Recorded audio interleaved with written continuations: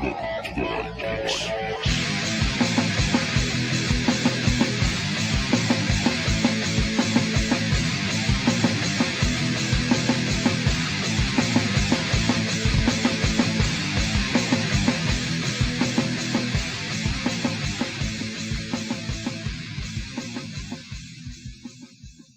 going on, everybody? Welcome to the Bayou Geeks. I'm your host, Fatty316, with this special edition of the Bayou Geeks. So in this week, we're not going to have any intros because we got a special guest. But let's start out with Mr. Maximus G420. What's going on, my friend? What's good, baby? What's good? Same old. Got cold outside. It did. I know. We're in the South. And, of course, we got in our third chair, as always, Mr. Dirk, or the mysterious man, or the Riddler this week, whatever you want. We don't even know what it is. It's going to turn into a symbol like Prince. That's not a bad idea. There you go. I got your new one. There you go. The artist formerly known as Dirk. I'll take it. The artist from that's his symbol, huh? That would be a symbol. And join us after a year absence on the show, one of our first guests, Mr. Kevin Castle. Hey, what's up, guys? Thanks for having me. No, man. No doubt. Thank you for coming on, bro. Has it been a year? Has it been? It's over a year. It's been a year, yeah. So I'm a little raspy today. I think I got like a oncoming cold or COVID or some bullshit. Nah, rub some dirt on it. Yeah, there you go. My voice is raspy because I just smoked a bowl, so that's probably why mine sounds good. I need to start doing that. I was considering breaking my straight edge and start taking up on marijuana intake, but no way. But most likely, like at 55, like I'm 55, so you don't really take up drinking or doing other stuff like that at this age and stage. So people have tried to sell me on. I've been intrigued, I must tell you, especially since it's legal now. It's not that like I'm outlawish anyway. I didn't give a shit if it was illegal or illegal, but now I'm like, because people would tell me about edibles and stuff like that. So if I do it one day, it wouldn't be a shock. I'm not like to the grave dedicated to straight edge. If anything, with the way times are lately, it's amazing. Everyone needs an outlet and everybody needs something to like take the edge off and stuff. And quite honestly, Yoo-Hoo just isn't doing it anymore. So, one day I will maybe announce that I'll do that, and then everyone will be like, all those years. I'm like, you know what? As you get older and stuff, you change anyway as you get older. So I might change my philosophy on that. Yeah. But you know what? To be honest with you, Kev, as a straight edge guy myself, wink again. For someone who's never like actually smoked or nothing like that, actually the gummies and that would probably be the best thing to start out with, because as a formerly smoker, when I've tried gummies and compared to smoking it, man, I prefer smoke. It's totally different. It feels totally different. And you can't do both, or you'll be like, whoa, you'll be zoning out. No, you can do both. You won't remember much. You won't go nowhere, but you can do both. I've had some Friday nights where me and the missus were just like, we're just not leaving. We're going to order Domino's now. So by the time it kicks in, I can eat, and then I'm going to pass out, and then I'm going to wake up at 2 o'clock in the morning and put my dogs up and then go back to sleep. Well, it's always good to have a schedule like that, too. Nice routine doesn't hurt anybody. It is. No. Well, I'm in the club business for 30 years, and people say, wow, to not drink, to not do anything or partake in that kind of other side of the club business.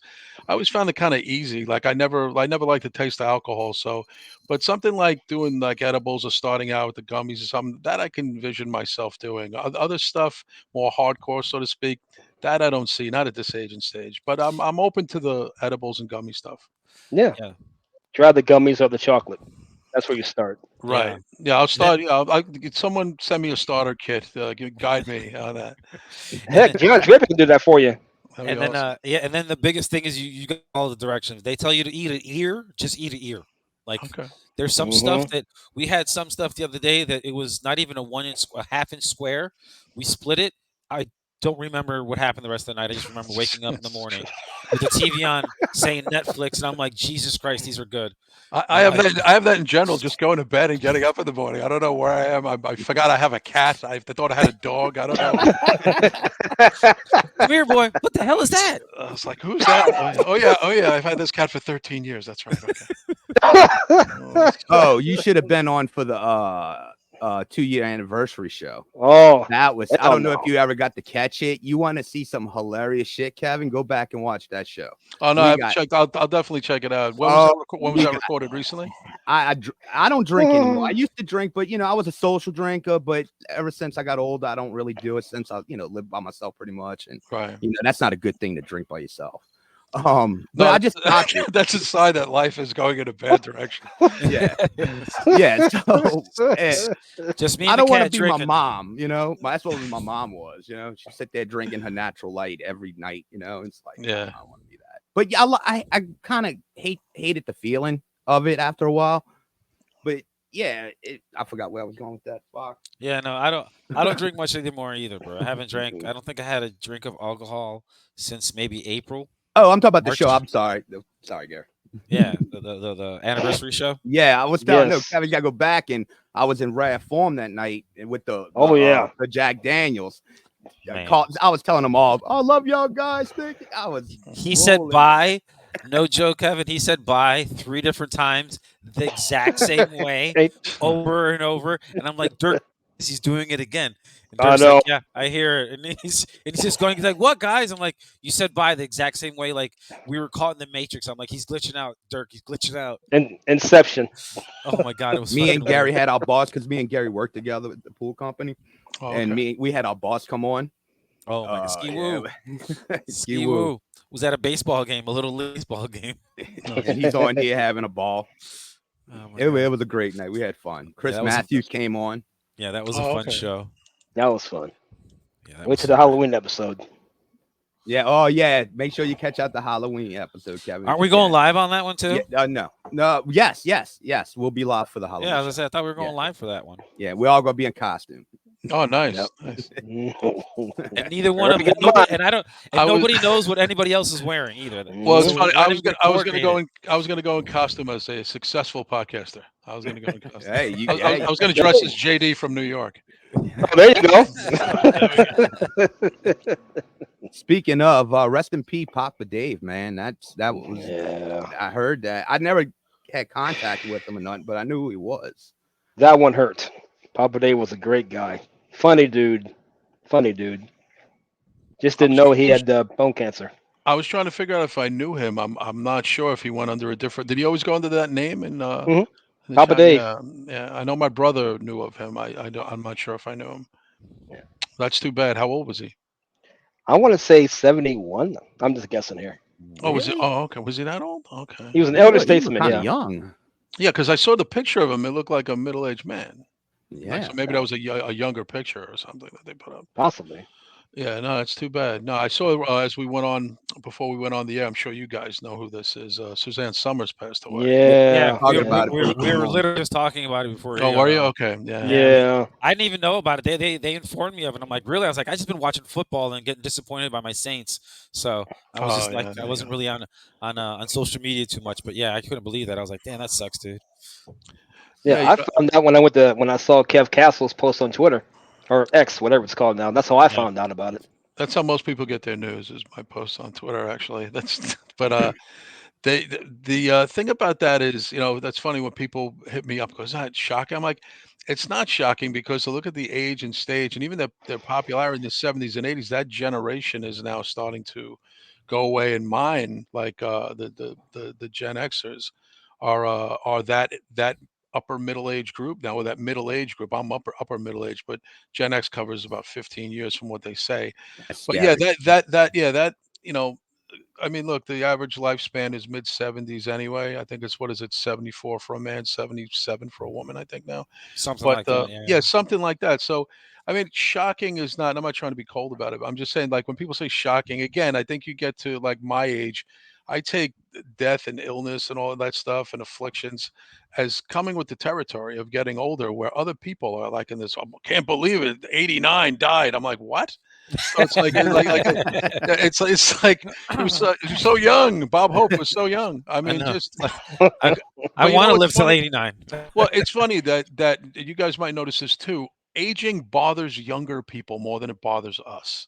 You know what we I'm don't saying? Like, care. yeah, because we don't care. Like a Yeah. 24-year-old will be. That's why they think Chris Jericho's in his prime. He's not in his fucking prime. That's Yeah, his I prime know. was 10 years ago. If you could still go, that's fine. But that's not in your prime. I think people need to look up what prime is. A prime athlete usually peaks at 35. If you get 40, you're lucky. But Yep. nobody at 51 is in their athletic prime. It's just that's wrestling nonsense. You know, that's what you got to kind of put up with in the IWC is just these ridiculous takes. And for some reason, it's disturbing to them that people get older, they retire. You know, or they'll go. Well, why can't they stay in wrestling? Or they do what they want because there's a like a cause and effect of life. That when you go on and you do other things, you start out as a ring talent, then you segue into coaching, being an agent, being a road manager, something like that. That's the cycle of life and business. Again, it escapes young people. Why can't you wrestle till you're 90? Because it's not the norm and it's stupid. You know what I mean? Like Ric Flair's last match. That was Oh, such a colossal embarrassment. I felt Oh, bad oh watching it. my I was God. embarrassed. I was embarrassed to be a fan watching it more than I was for him. I was just like, wow, this is what we've come to. And the fucking arena is sold out because some of us are so markish to the point of we'll just give, they say never let a sucker keep his money or her money if you could get it from him. That's like an old Vegas, Atlantic City terminology. Even in the club business with girls who dance, like, yeah, if I can, get money out of this guy, I will. Um, you know, to me, it's there has to be reality that kicks in and some sort of dignity in something that you like and support. There's nothing wrong with saying, "Hey, man." You can segue like Ric Flair could be so much better and beneficial to, well, maybe not because maybe he can't be a road agent. He still drinks, so that's not a good influence to have That's around not the a good guys. thing at all, especially with all Yeah. those health issues he's had in the last Well, couple of years. yeah, he was already on his deathbed for it. And he Yeah, just and I went think right that's a back. Yeah, slap it in the was. face of everybody who like when you're that far gone and you even say in your documentary, I'm gonna drink it if you don't like it, middle finger to all you. It's like, what were we crying for over this guy? Fuck this dude. Like, I mean, that's really the way I feel about it, is like because a lot of people you guys know, I'm sure you've had family members or friends who didn't get a second chance, let alone a third or fourth chance for Nope. anything. Like Nope. they got sick, they died. There was no like even my dad was sick for like 5 months. I thought it was going to be like a few years, chemotherapy, fighting it, battling it. Battle was over when he got diagnosed. He didn't even get a chance to come back. So I think when you get a chance to come back, I have like a real thing about that. Like when people are ungrateful or they put on some bullshit thing and then they get better and they go back to their old habits. I got no sympathy for you That there. happened to a friend of mine's wife last year. She Really? drank. She went in the hospital for like a year because of her Wow. kidneys. And Yep. she was literally on her deathbed. Her eyes were all yellow. I seen in ICU. And she came out of it. I mean, miraculously. She came out of it. And when she got out the hospital, she kind of didn't go back to drinking, but then she started little by little. And Yeah. it became a thing. And she went in the hospital about a little over a year ago. And she didn't come out. Oh, she passed away? Yeah, she passed away. She caught COVID, Oh man. and Oh. with her kidneys failing her and her immune system probably low as shit. Oh yeah. You What COVID know, did? COVID took out a bunch of people that already had a well, problem. and she got. I think it was the Omicron, the last one that wasn't. People were getting it, but it wasn't doing nothing. It was like the end, towards the end or the very end. Oh, was it Omicron? Omicron, Omicron. yeah, Omicron, Optimus yeah. Prime. I used to like to call it. I can't get I can't keep up with all the different things now. I don't even know anymore. Only reason I even got the shot when I got the shot is because at the time my stepson and his girlfriend and they were living in our house. It was like, and then Ida hit. Then we had to go to Florida. That was fun. No, I That bet. was super. Oh, it Oh, God. drives me up the Oh, wall God. seeing people to this day driving in their cars with masks on. Oh, bro, I laugh It's at like them you all want the to just time. honk the horn and be like, "Take off your fucking mask. You're in your car." Yeah, Jesus. I got to honestly say, I look back now and knock on wood, you don't want to jinx yourself. And I'm at that age and stage, of course, too, that I was in the vulnerable stage of just being in that age category.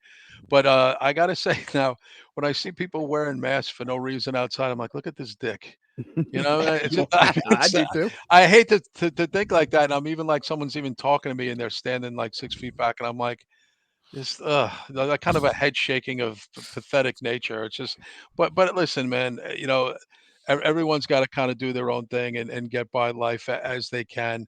it's today. It's so wacky and weird out there now. I mean, it really is. It's wacky and weird on social media, and Ugh. it's definitely because people will say social media. It's not real life, but let's be honest, and you guys know this too. In real life, there's a lot of wackadoos out there too. You know what I'm saying? There's a lot of weirdness everywhere you go. There's weirdness. Oh yeah, I worked in retail. I know about wackiness. Yeah. Oh yeah, Yeah. that's what I'm saying. I mean, even going to the store, and Yeah. I was standing behind some woman the other day, and again, and she moved her cart up and walked like, and I don't know if it's because I look like some nefarious person. I'm a big tattooed up guy, but I was thinking more of the COVID thing because she was really masked up. You know what I mean? Like she looked Uh-huh. like she was wearing two masks, and I She was had like like, the hood, yeah, just give me a the face just shield. yeah, I'm just like, what a dick. I mean, really, it's what a miserable way to live life. I mean, it really is. And I know about miserable in life, but this is like beyond. But it's just like she took a step forward and moved the cart up and gave me a dirty look, and I'm like, I'm just standing here. I'm not even doing anything. It's like those kind of people to me. I mean, I know they call them what Karens or whatever, but I just call them assholes. Right. Speaking of, you were talking about how you tattoos. I'm doing the thumbnail. I showed y'all the thumbnail today. As I'm doing the thumbnail, shot of Brandy's, she's in here, and she's like, "Who is that?" I'm like, "It's Kev Castle." She's like, "Really?" I'm like, "Yeah." She's like, "The voice don't match the person I'm looking at." I'm like, "No, right?" I've gotten that before. Actually, I've gotten And that I'm stuff like, "I know before. he's so soft spoken, polite, and everything." The guy on the screen right here looks like, yeah, I'm taking him if I got to go collect a debt. You know, you know, the guy in prison. You washing my drawers. It helps out. It's funny because I'm everyone always makes me go and resolve. We had an issue this weekend at the club, and I wasn't even there, but they asked me to resolve it. And I got on the phone with this person. The person then went on my Facebook site. It's the same guy I'm talking to. I was like, "Yeah, you don't sound like you look." And I was like, "Yeah, I've gotten that more than a few times." I'm like, I'm not showing it's fun. I think really it's in a roundabout way they're saying that I should talk like a fucking lunatic or just not put all my sentences together or whatever. But yeah, no, I've gotten that before. I never take no offense to that. I mean, I think it's kind of funny that it still goes on. It's been going on for years. Yeah, it was funny because I was like, I've been thinking that for years. Yeah, everybody always says it, but I'm not sure like what like when you say someone sounds like they look, it's vocal tone. I mean, it could be anything. You know what I mean? Especially now, like if I well, look, let's put it this way. I was talking about my friend. I'm friends with him. Make no bones about it. I'm not making fun of him. He's actually my boy, JD from New York, and he's such a boisterous, loud, bawdy guy. But he's a small guy. He's not a big guy at all. He's like 5'7", 150 pounds, and you would think he was this big, bombastic person. So yeah, especially in podcasting, when it comes to wrestling podcasting, if you haven't had a visual of them, nobody looks like they sound. You know what I mean? That's true. My brother John doesn't look like he sounds. So I mean, I've gotten that with him. He's like the same thing, but everyone says his voice sounds similar to mine. But we don't think so, but a lot of people think so. That's like A Mish. little bit. He's got a radio voice like Oh, he does. beyond belief. And look what a huge guy he is. Yeah. He's a big boy. 6'8", 400 pounds. He's a big, Long monstrous hair, dude. glasses. I would have never pictured that. But a great voice for radio where you would think he was this kind of suave looking like a radio guy smoking a cigarette with a lot of gel slicked back in his hair. He looks Like nothing like he talks, and that's a compliment. I mean, It is. Joey Numbers too. You hear Joey's voice, and you would think he's some big Boston, brawler type of guy. And he's like Italian Irish combination guy, regular average guy. So Yeah. yeah, we get that all the time. But that's the good thing about that's why I like audio for podcasts because it makes people more listen to you than kind of just stare at like the concept of that. Like Jim Cornette and Brian Last do the same thing. Yep. Audio, I think, will never go out of style. There's nothing wrong with a visual setting. Obviously, you could see this is the way I do radio, but I think it's again makes people more listen. You know what I mean? Than look. Yeah, I I agree. mean, like for me and Gary, I think Dirk, you do the delivery. So listen, and that's all we can do all day. It's not like we can sit there and watch videos. Yeah, I can't watch anything. I just podcast. I just listen to podcasts all day. Oh, exactly. Yeah, same way. it's hard to. I mean, because unless you see someone's going to actually do something physical, like get out of the chair and do something that you can't miss. It's mostly a listening thing. It's mostly a hearing thing. even though people claim to listen to podcasts and then completely miss the point of a lot of things that you're saying, and then they debate you and like, did you even listen to the show? It's like, So you're gonna tell me what I said about that, right? When they tell you what you meant, you know what I mean? Like what you meant, they tell you what you meant. You're like, yeah, that's not what I said or meant. So maybe you glimpsed the show, you cut and pasted, so to speak, but you Yeah. didn't really listen. And you skipped too far ahead. yeah, that's the whole thing. And people are so overwhelmed with podcasts now. I mean, well, you guys, I mean, the Bayou Geeks, you guys don't consider yourself like in one category. You guys are an all-purpose podcast, Yeah, right? if Yes. anything, pop culture comedy. Right. More of that, because we try to. I mean, I've always wanted to have fun and be funny about it. So Yeah, but you touch upon wrestling, you touch upon baseball, right, everything, like anything, football, anything we want to talk about, just Current life events. in general. Yeah, anything that's going on in our lives. Sometimes me and Chris have had plenty of those where we just didn't have any like necessary outline of what we were going to talk about today. Just kind of let it go. Well, it's a good thing. Well, that's a good thing, and I think when you guys list your podcast, though, what do you list it under? Entertainment or comedy? Like, how do you guys list your show? Probably entertainment, comedy. Okay. And I think whatever like the pop culture ones are too. I can't tell you the tags, the ones that have exactly, but stuff like that. Yeah, because they have all those categories sometimes Yeah. when you fill out stuff like that, and because as you know, Chris, I was doing the show with my friend Carolyn doing Castle and Chicky podcast adventures for like a year and a half. We're coming back. We're just not sure when. I think sometime this month, actually could be in a couple of weeks. She just needed to take some time off, and I was so busy anyway. I was like, okay, I'm already doing 3 podcasts a week, and this was a 4th one. But that was one that same thing, kind of like what my brother was doing with Break the Apocalypse. All different, all purpose, mostly talking about movies, comedy. It's definitely an upbeat podcast. And I did no wrestling or very little wrestling on that show because I do enough wrestling on the other 3 shows that I do. So, actually, I'm glad you brought that up. Last time we talked, you and Don Tony weren't doing nothing, but y'all been kind of working together here and there, huh?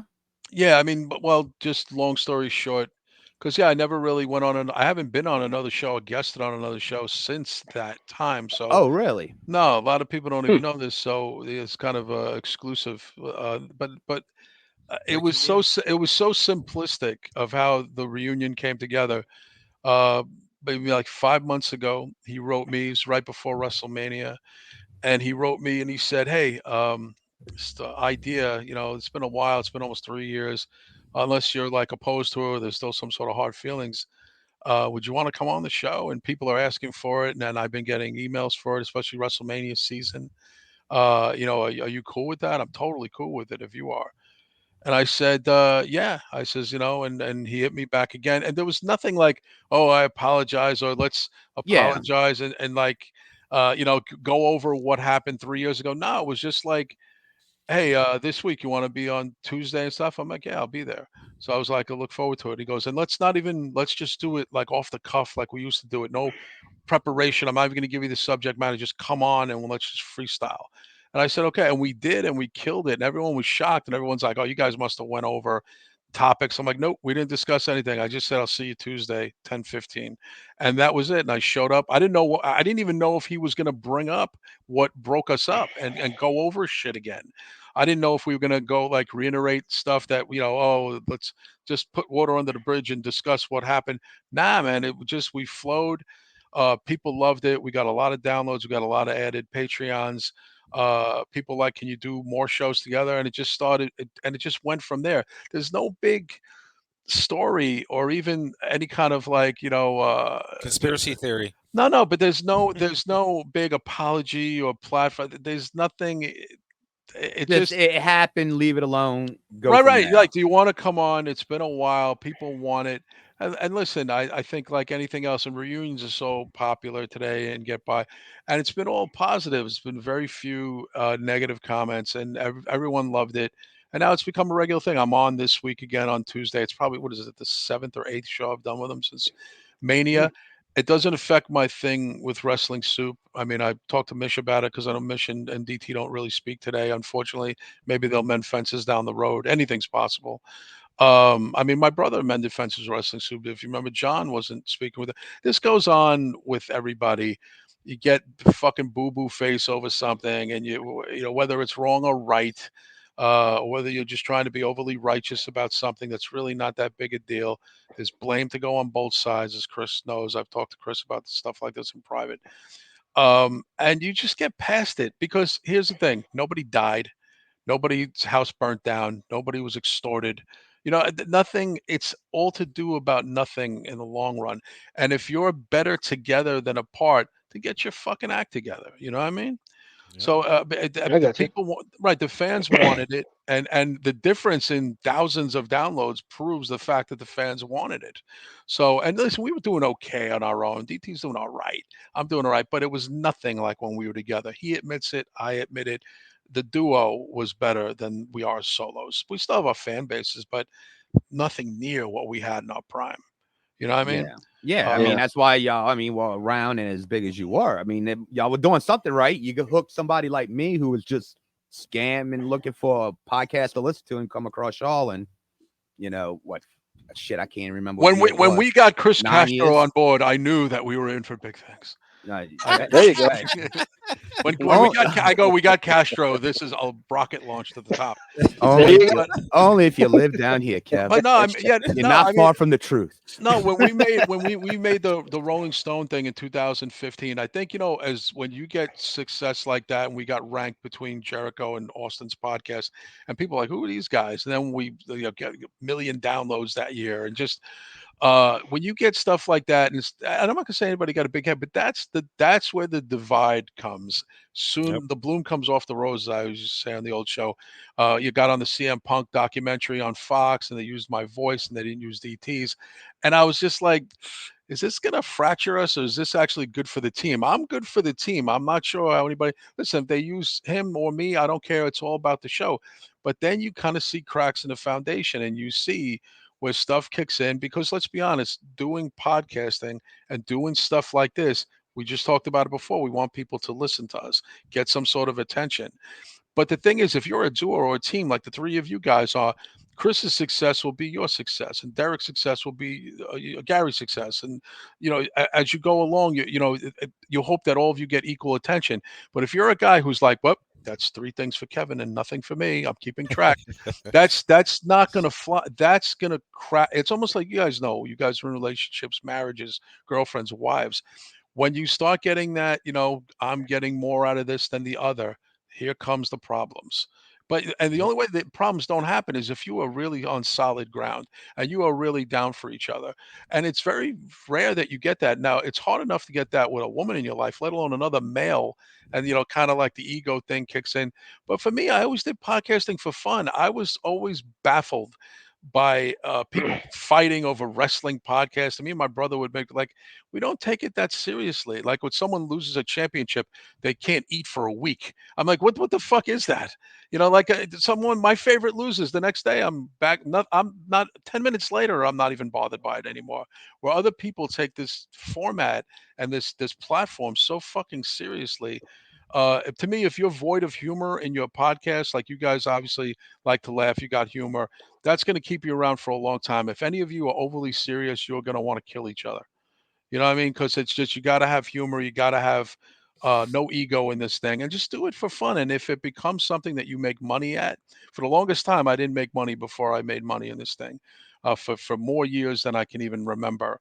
If I made $50 that year, it would have been. And then when we started to make money, again, that's where the bloom came off the rose.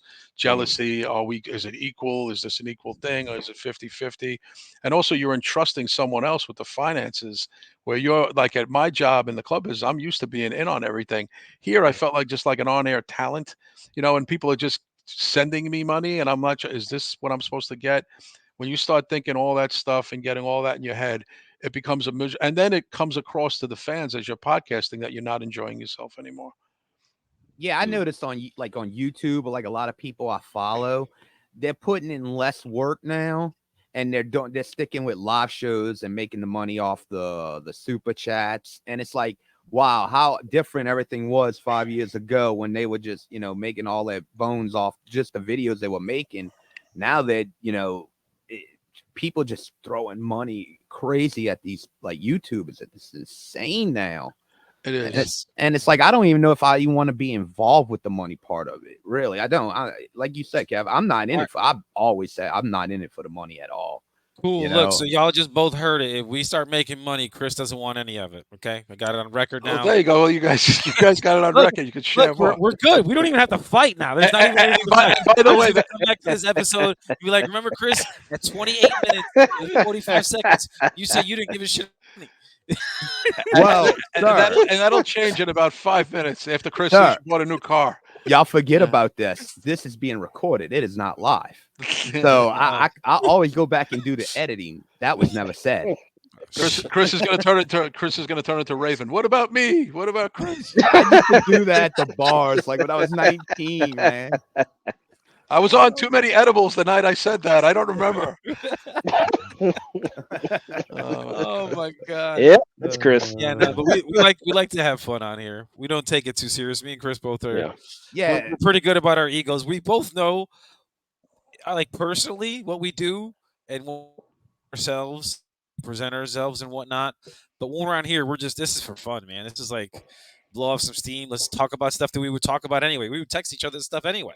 So let's just go ahead and have a platform for it. Yeah, and then we got the Cincinnati kid with us. So.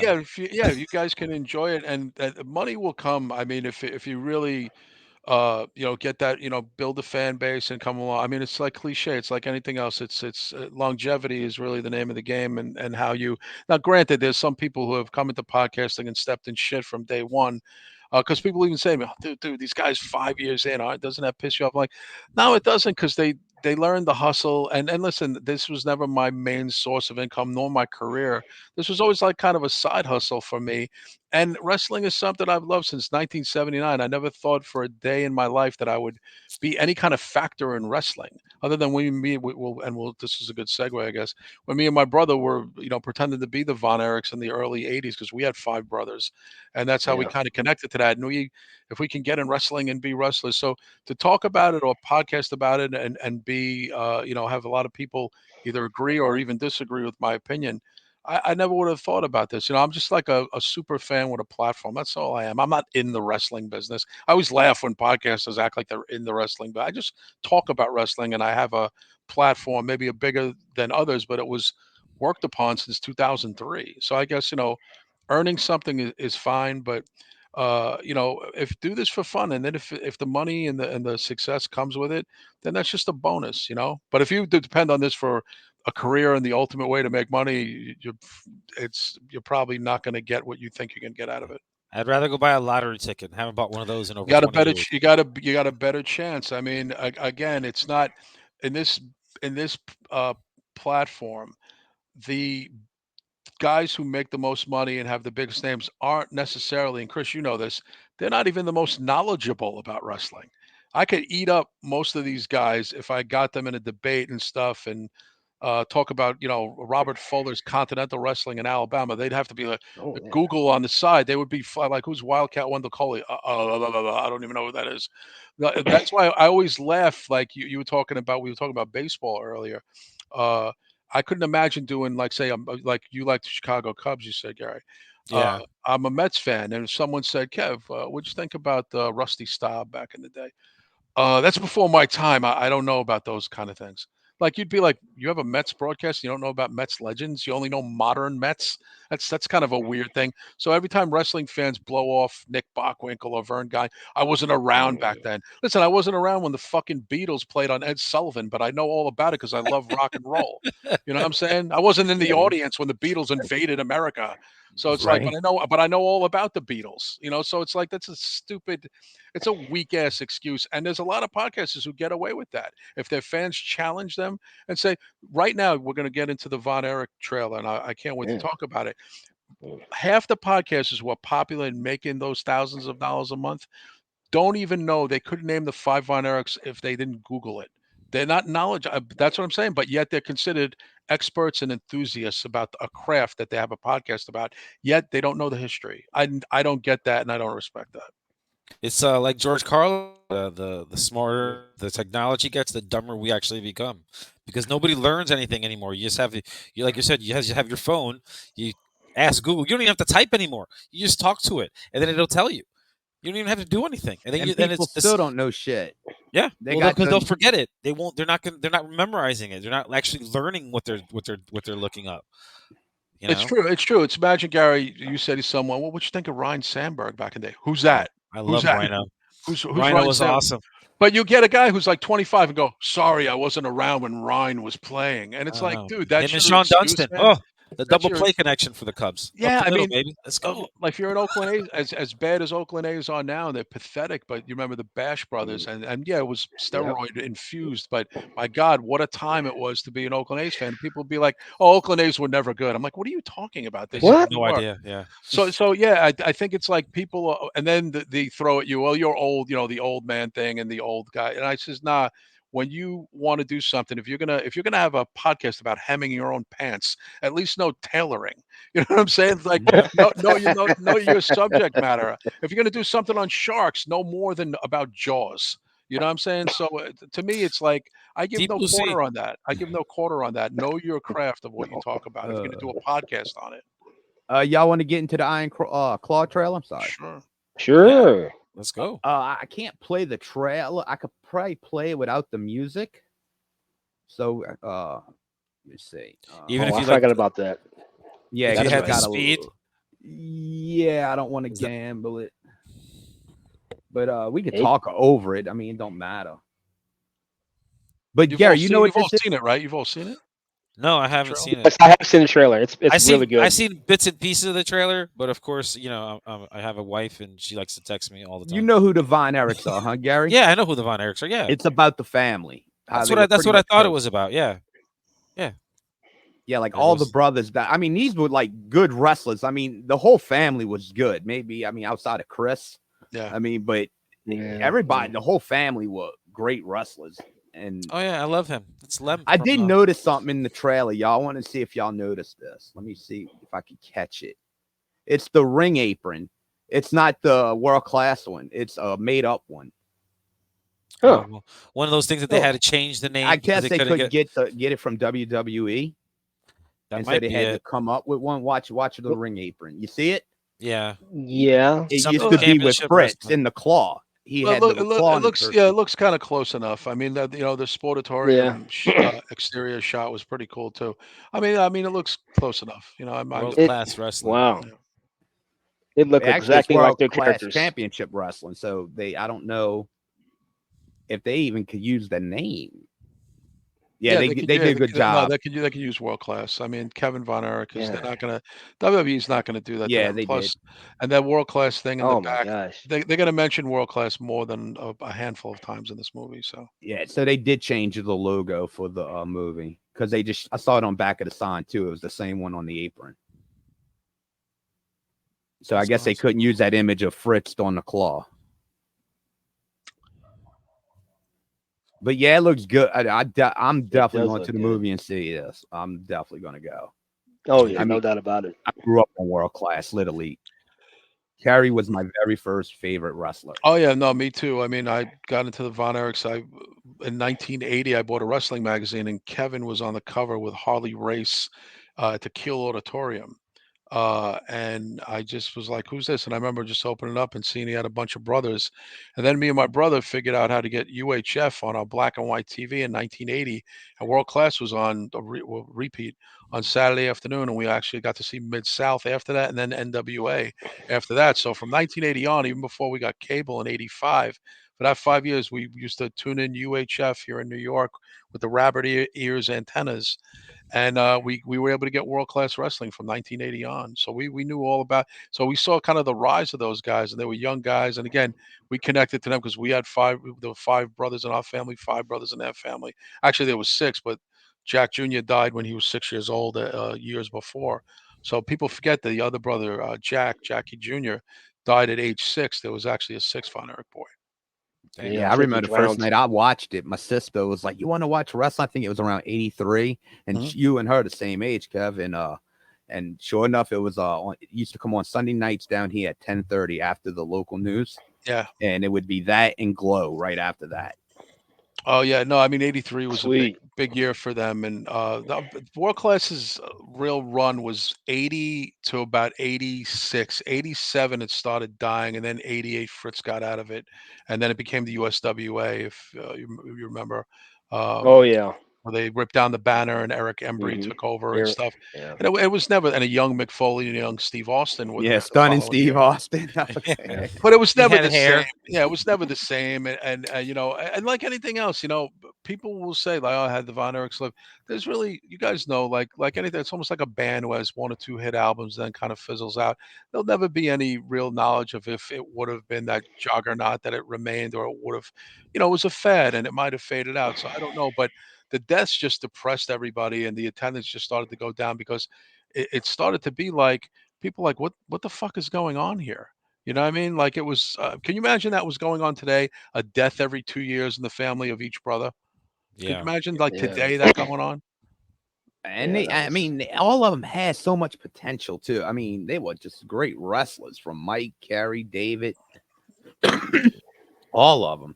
They would have been. Kerry would have been a much bigger star had he not lost his foot in '85, '86, and wrestling on one foot. You know, and you could kind of tell.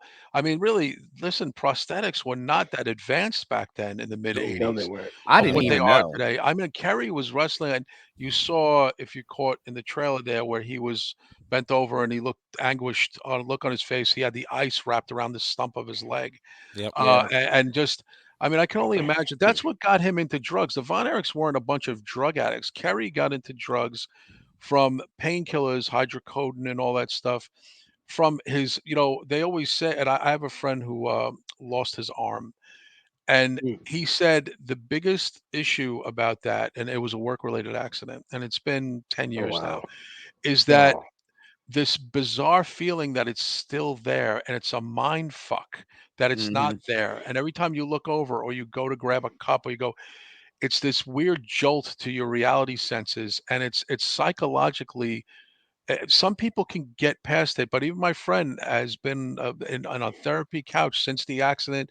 10 years going to therapy, it helps or not. He takes medication for it, not medication for the pain, medication for the psychological effects of losing his arm. Yeah. They You call know, them phantom pains. I've heard of that. phantom pains. Yeah, that's what he says. It's just, yeah, you even feel there's something there and it's not there, and you can imagine it. It's got to be a nightmare type of situation. Especially my friend lost his arm at age 35. Oof.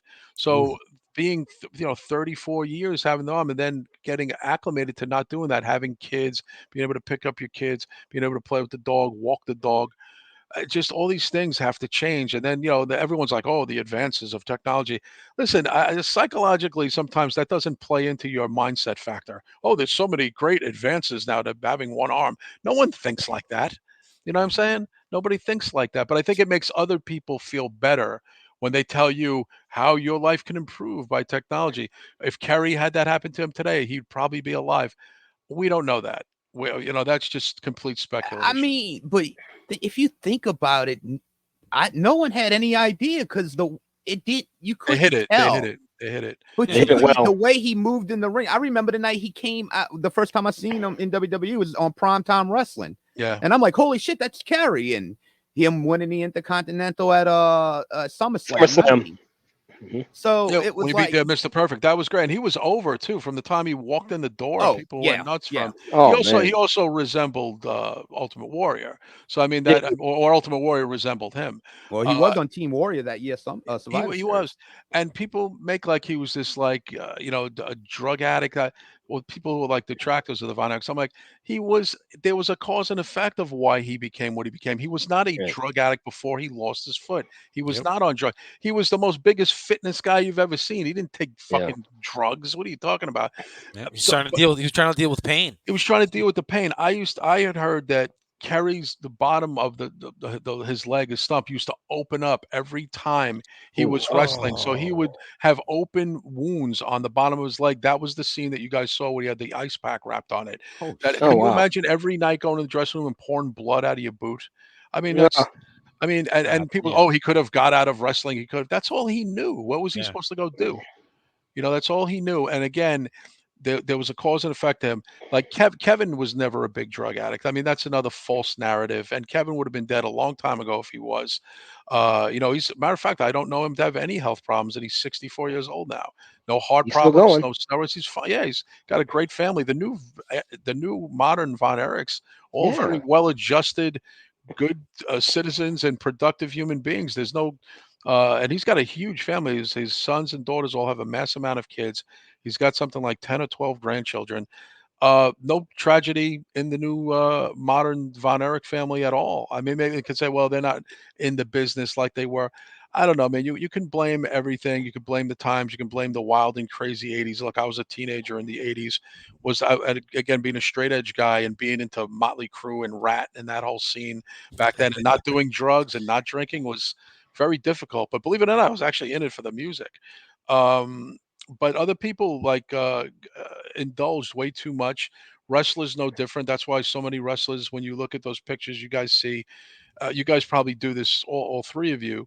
When you see old pictures of wrestling from WWF back in the day on WWE, you're like, he's dead, he's dead, he's dead, he's dead, Yeah. he's dead. Yeah. We all do it. We don't do it like being like insensitive, but it's almost like, oh, Dino Bravo's dead, this guy's dead, Andre the Giant's Yep. dead, Ultimate Warrior's dead. We almost go like, who's alive in this picture? Yeah, it's easier to Yeah, name the people that are alive. Right. And Gary, you said you like the Cubs. When you look at the Cubs from, like, say, 1988, do you have to count how many guys are dead from that lineup of the Chicago Cubs? Most of them are alive. Yeah, most of them are alive. They all can't walk because their knees are shot. But Right, but they're still around. none of them died at 41. You know what I'm No, saying? Like, no. just drop Yes. dead. They find, and wrestling fans, I always thought that was weird that we had to get acclimated to early deaths. Yep. But nobody really started to question it till years ago. I mean, the 80s, 90s, early 2000s flew by, and everyone's like, "Is this normal for every other wrestler to be dead? Is this And normal?" It's like, no, Ric it's not Flair's normal. just the Ozzy and Keith Richards of wrestling. That's what I was No, gonna he say. keeps on Just keeps going. on partying. Just keeps on Keeps on taking it. going. Yeah. God's like, nope, not this time. Just kidding. Just had to Well, scare you a little bit. even Hogan, from the amount of steroids Hogan took, Hogan's Yeah, lucky to be Hogan. Yeah. alive. Yeah. Because look, Randy Savage, all of his opponents are dead. Yep. Ultimate Warrior, Randy Savage, all those, Hercules But Hernandez, I mean, all those guys. Yeah. I don't ever recall hearing Hogan doing drugs though. Steroids, so he did a lot Well, of roids. outside of steroids, like any other drugs, That's like just like as bad, if not blow worse, than or- some of the other Mm. stuff. Well, Warrior, Warrior and Macho Man, they were all doing blow. I never heard any stories like with Hogan doing like any like drugs to get wasted and no shit like that. Steroids, yeah, I mean that's a given. Hogan was too busy keeping people down. Right. That ain't gonna work, brother. That line's too small. That ain't gonna work. I ain't wrestling Rick Rude. He's crazy. Oh yeah, Rick Rude. Hey, Yeah, Rick fuck, Rude's another one. Yeah, Rick Rude's another Jake one. Yeah. Robinson's still One of my alive, favorites. for Christ's sakes, and he was still smoking crack Yeah. up to what 5-6 Yeah. years ago. I was 7 gonna years? say he was on TMZ. I remember that. I'm like, oh no, not Jake the Snake. There's always exceptions to the rule, because don't you guys know, all three of you guys must know somebody from back in your early days who was doing drugs, partying like a motherfucker, and the guy's still here. Like, Yeah. like the wild guy from your town or whatever. I'm like, this Mhm. motherfucker's Yep. still alive. And he hasn't even really tapered it down. He's still existing. So I mean, there's always an exception to the rule. They say, as Burgess Meredith said, maybe God forgot about them. He didn't get to them yet. But when you're over 50, that's why I was telling you before, most people in my age group are not going to get into all of a sudden drinking or doing drugs, because you won't make it. I mean, you're not going to be able to get that jolt of a heart rate of get it like doing coke or something in your mid 50s. You're not going to make it. You're not going to make it. Your heart's not ready for that. No, Yeah. it's a young person's drug, and even Yeah. then, listen, 28-year-olds have heart attacks too. But if you're Yep. 55 and doing coke, TikTok, you every day is not only a gift, but every day is a countdown to your demise if you're doing drugs at 55. I call it the Mr. Burns effect. When guys that have done so many drugs, they just keep on doing a bunch of drugs. It's because there's so much stuff that's bad with them. If they fix any one thing, everything comes through the door. So they have to Yeah. just keep on doing all this. I remember seeing that episode on The Simpsons. I thought it was hilarious. I was like, that makes sense for some of these people. It's like they can't stop doing cocaine. You know why? They will die. Well, They I now think run partially on cocaine now. well, the drug epidemic is worse than it was like even in the 80s. I mean, it's far worse now. I just especially- seen another video about some drug. They're calling it the zombie drug. It's basically Oh. It's a drug that you're supposed to give to euthanize horses. Oh, Oh, Jesus. well. Holy cow! Well, they were And people, doing with Special K back in the that's day, and ketamine. One thing, but this ketamine is just Oh is just a yeah. very powerful drug, and they use it for more than just in a vet office. It's just easier to steal it from a veterinarian office than an emergency room or emergency care. You know, um, but yeah, that this drug, I was like, what? And they call it the zombie drug because wherever you inject it, it starts basically eating away at your skin Oh because my you start, god. and then And you just why would anybody take that I have drug no idea. knowing no, you know what I'm saying? That's I like don't never understand. I get you. There's like people who take risks like that for something like that, and it's always a person. It's not everyone always likes to make like it's some downtrodden, low life degenerate, and then sometimes these beautiful, gorgeous girls who are just like, yeah, I just want to do something weird to myself, and the end result can be a death right from jump. Sometimes you don't get that second chance. I kind of understood even back in the day when it was illegal, I never thought smoking weed was a big deal. I always thought the government, everybody, making it a criminal activity, putting people, incarcerating them for 10 years for selling weed. I always thought it was ridiculous. I just did. Even as a straight edge guy, I'm like, I always found it to be harmless. But heroin, cocaine, doing pills, stuff like that, even dropping acid is Ooh, so fucking dangerous for you. I never, yeah. and people by nature, that's why they bungee jump or they do adventurous activities or Yep, mountain climb, skydive. Yeah, skydive. I understand that, but that's mm, that's a little bit different because I think if anything, I think I mean, bungee jumping, anything, I would never do that. Even back in my early days, I just think that's no crazy. way. I That never that wanted that to jump off a shit. yeah, that rubber band. I don't trust the I'm rubber not band doing to that. wrap Yeah. a newspaper. But people who like, I think again, I think it's the I'm young and nothing's gonna happen to me thing. That's why it happens to a lot of young people. But you talk segueing back again into the Von Erich situation, like even the guy Mike who died, the brother, Yeah, he Mike. he took a bunch of what old drug called placidils. I don't know if you guys remember what that is or Is that like a heard of that quaalude? drug. Yeah, it's something like that, but it's mostly for sleep and to kind of even you out. Doctors would prescribe it for certain things.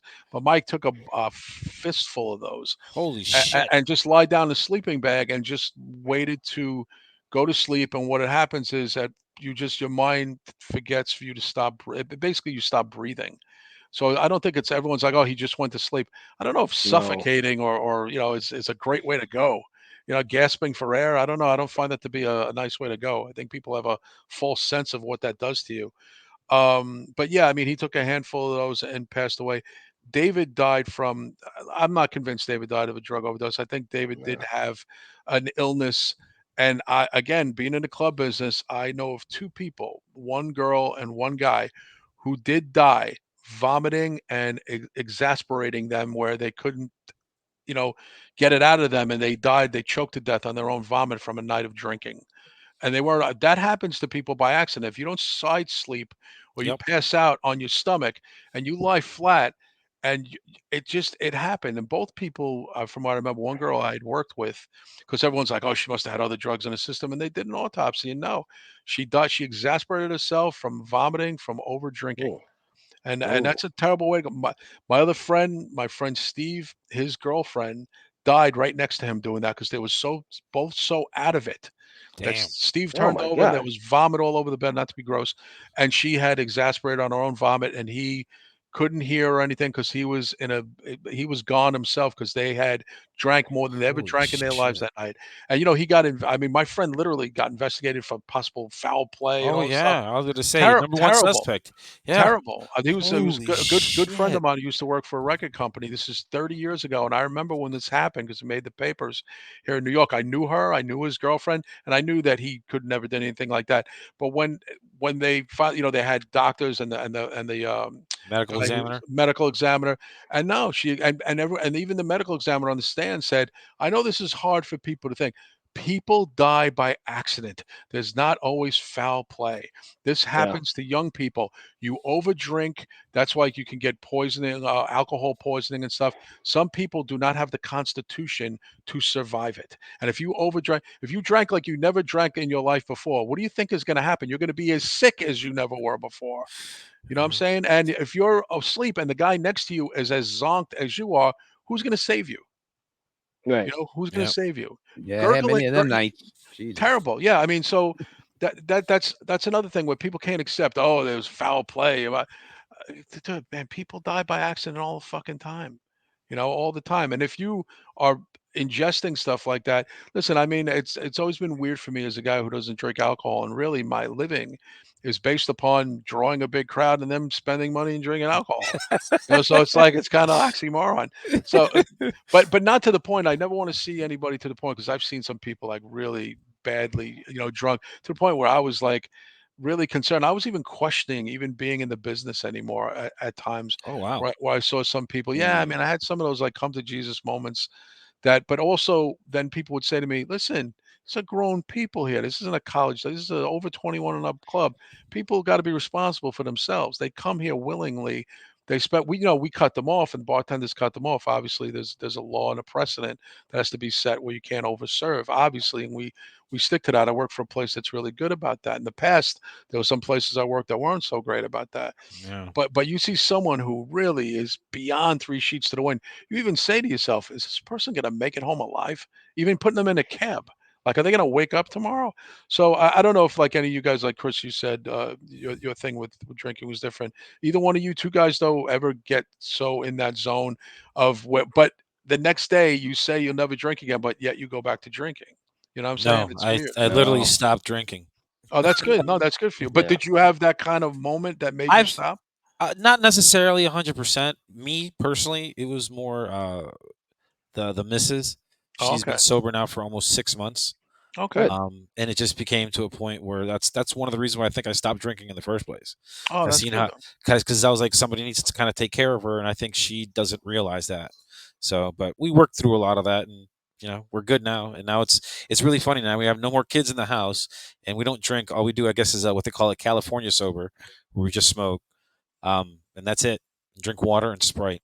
Oh, that's good. There And you go. also, you have someone who's you have a support system like that. I think that the problem is a lot of people don't, or a lot of people don't really recognize that there's a problem, and it's not that they're encouraging, but they're what's complacent, Yep. and they'll be like, because people will say like, what's the word when you don't say anything, not just complacent, but what do they call that?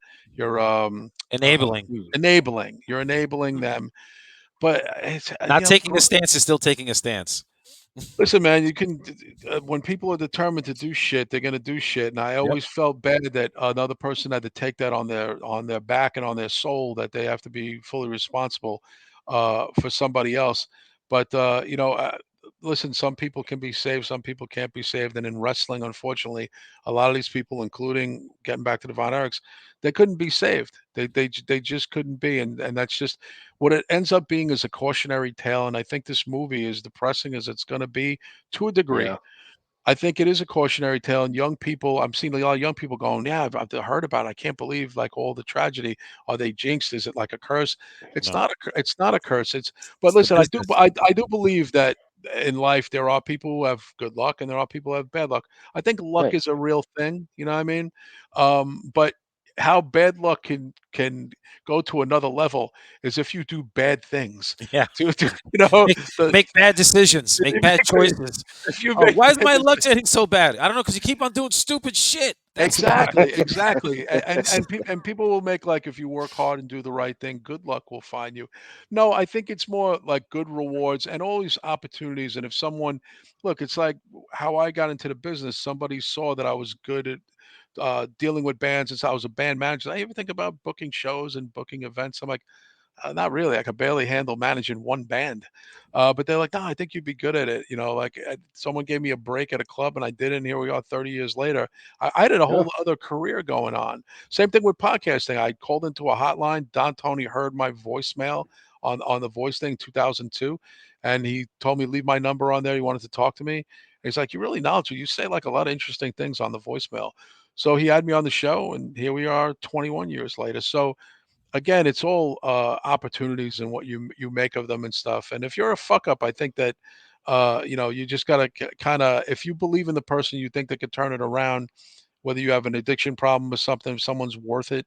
I think everybody's worth it. I don't want to make like a human life is not worth it, but Yep. there's some people who just cannot be saved, and I think that plays in to the Mhm. Von Erich thing. They're blaming the father, and I'm no big fan of Fritz. Yeah.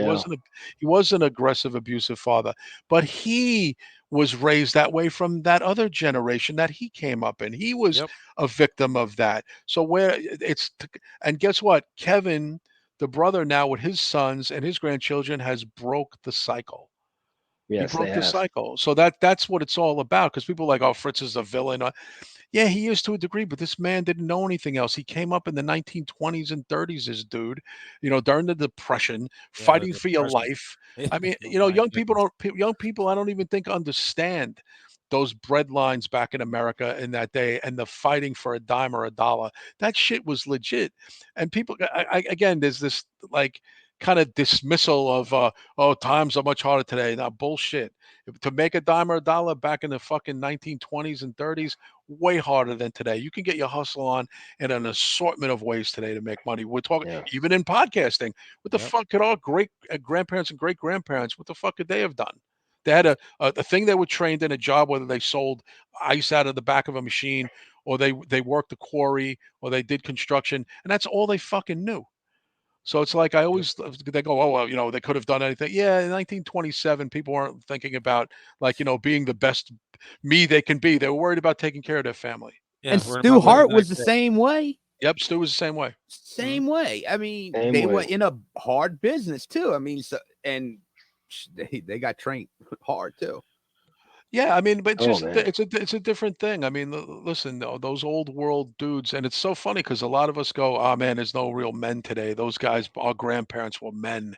I mean, if you ever seen that episode of Seinfeld where George and Jerry sit in the booth, like, "We're not men." He goes, "No, no, we're not men.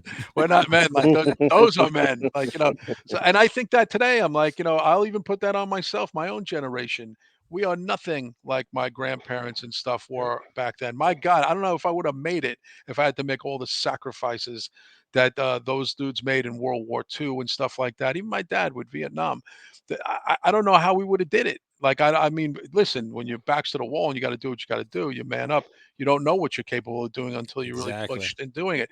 But what I do know is that I have nothing but admiration for those generations, and I get that a lot of those dudes can be abusive and a tyrant in their family or like this totalitarian household they're in.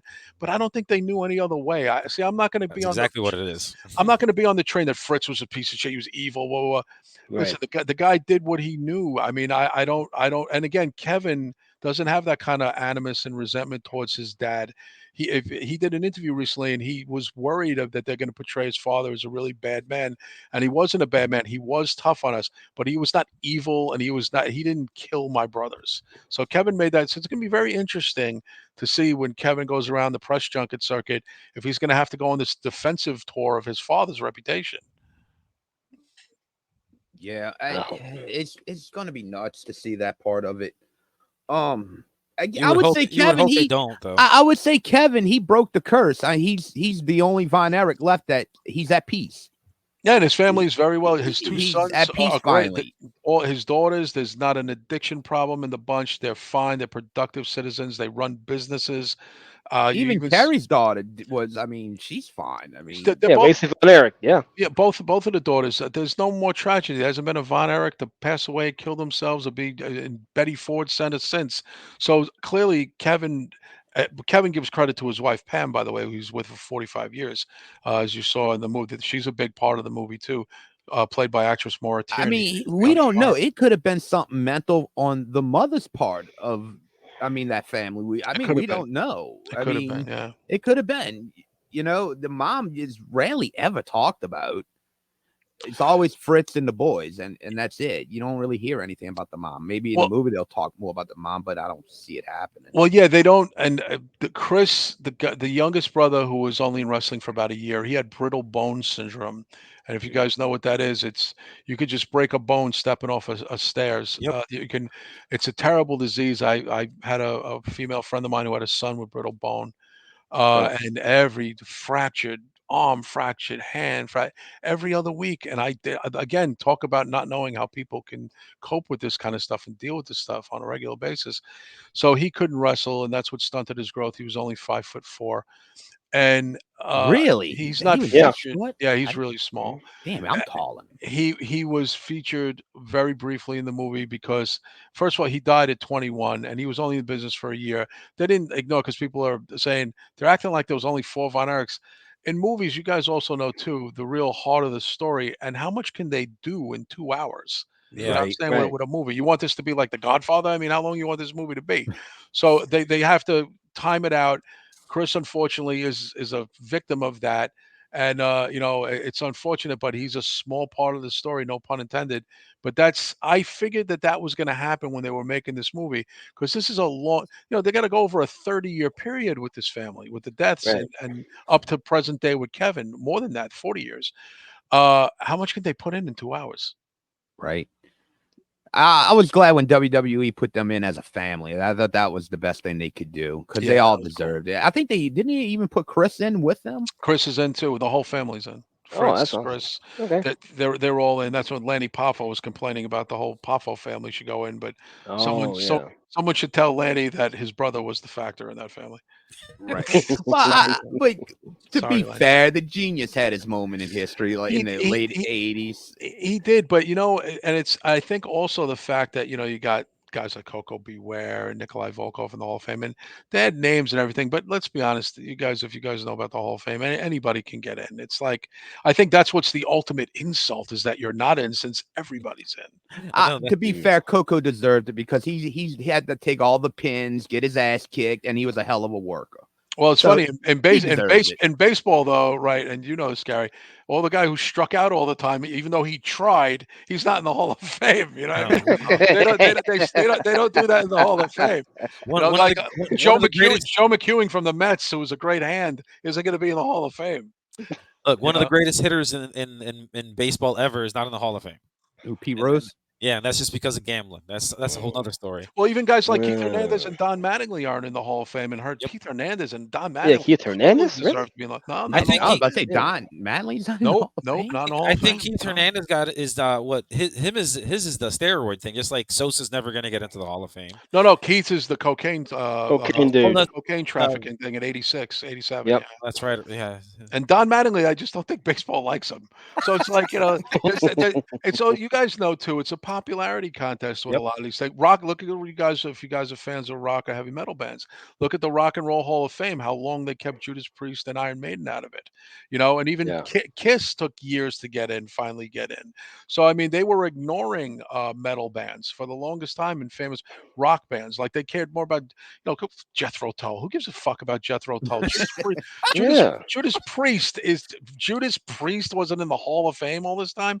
So it's like, but they'll put some folk singer who had one hit single out in the Hall of Fame and have a big dinner based around their name. It's a popularity contest. It is. Missy Elliott was in there. People who call, you guys see even the Academy Awards, there was always a controversy, let alone about not enough African Americans getting in, because that all white panel from back in yesteryear, nobody ever gives up their fucking credits or their props. Nope. And they're the ones putting these shit movies. Who the fuck saw The Piano and all those other bullshit movies that got in? And meanwhile, it's not even about box office. It's about the critics like this movie. Nobody saw it, but it's the best movie of the year. How is that possible? That's why I No, like black whenever I look people for are stuff. winning it. They were just getting tired of Denzel always winning the shit. Denzel's only got one. That is true. I love Denzel. I just No, saw Denzel's I just great. saw the new I just saw the new Equalizer. I love that. I hate that they're not It's going to do good. anymore. I hope it's like wrestling, where Denzel is just faking that he's not going to do another one, and then he'll do another one. They always leave it open ended at the end. You never know. Yeah, I love the Equalizer series. One of my favorite series in a while. Actually, I loved all 3 of the movies. I haven't seen them. I gotta watch them. Oh, you haven't seen Oh, any? Oh, yeah, Really? you can watch him, man. You ever I've seen seen- you ever seen Man on Fire? No. Yes. Yeah, I see. Yes. Oh, I was talking to Fatty. You didn't see Man? Oh. Like I was gonna say, Man on Fire. Just I take haven't that watched a kinda- lot. That's why he's asking me, Kev. Yeah, and it's not even that old of. Like it's not like brand new or nothing. This is an older movie. They make fun of me at work because I've never seen Pulp Fiction.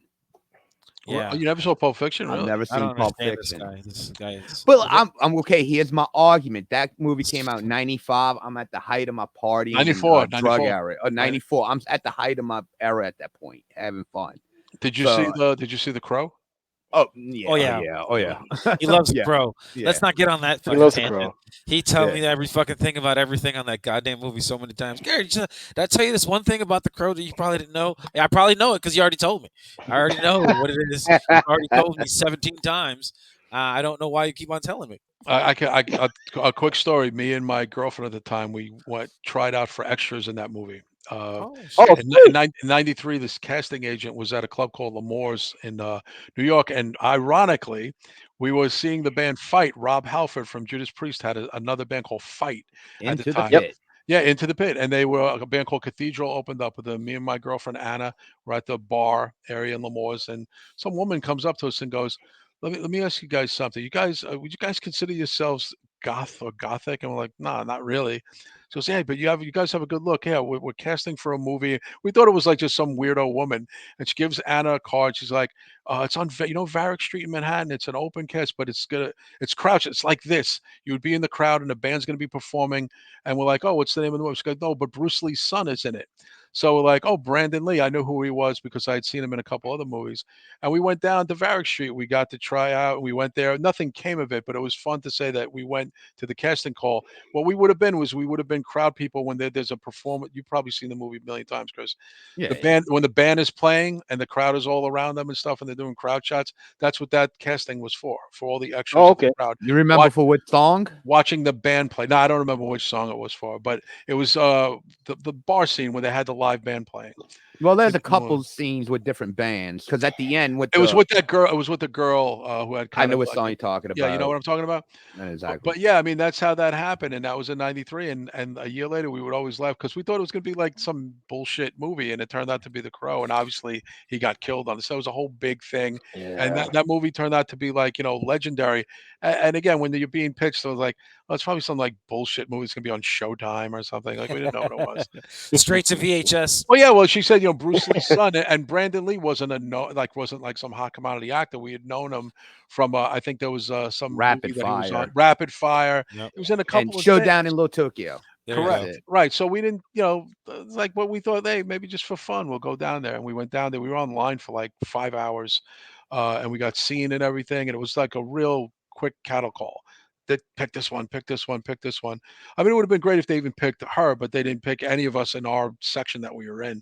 And it was like I think they were just looking for like literally 20 people, and there was about 500 people there. All right, I Oh, got enough. wow. Y'all can go like a jury. Okay. Yeah, y'all it was, good. but like I said, it was kind of fun to that it's just kind of a fun little thing that happened out of the blue, and who knew that it would be that. It's crazy because I don't even find the movie that gothic. I Yeah, really that don't. that was the pitch. So it was like she said, "Would you guys consider yourselves gothic?" And we're like, "No, we're into metal. Like obviously we're here. This is a heavy metal." Well, yeah, metal. Like she was a woman who like didn't belong. Like you could tell they sent her to Right. L'Amour's Yep. to look for people. So that's why we like, we were even thinking like she was maybe some weirdo who's gonna like sell Anna into sex slavery or something. I don't Are know. you one of them headbanger people? Would you guys say would you call yourselves goths? And I just Oh, remember that we were kind of mocking her in a way, but when she Have you gave it, when drank she gave us, animal's blood? yeah, when she gave us the business card and said casting agent, we were like, okay, let's, what could be the harm? We're not doing anything next Thursday, so that's what we did. Oh my god. It's a fun, Kevin fun wasn't little on the story. show. That was the perfect moment for our Yeah, little no. skit. I No. can honestly say, guys, had I been discovered at that movie and me and my girlfriend went on to be successful, I would not be on this show today. Well, like you said earlier, how it worked for you and Don Tony, it pretty much worked for you and me. I'm just kidding. Because hey, look, you had your little thing on COVID, help with the cats. You're Yep. like, I'll give you a call. Kev called me. We started talking. You're on the show. What years later?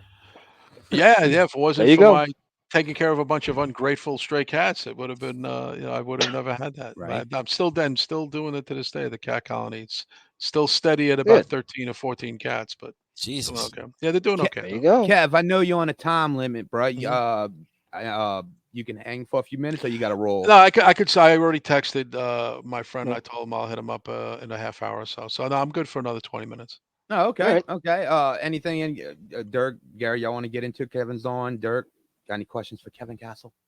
No, not No, really. no, No, Kevin he- said it all pretty much. Why Yeah, do I we think I hire think this guy? I think He he kind said of went it all. through. Oh, are you getting paid? You're getting paid? You're getting paid, Dirk? This is artist formerly known as Dirk. Jesus Christ. Dirk, You're you're the under one who contract, brought not allowed to say the word. That's You what brought that it up, so I'm trying to use it. that's what that jersey was for, huh? That's Oh, what it geez. was. Yes. Oh, we got to start with that now. If I knew address, I'd send one to That you. was the payoff.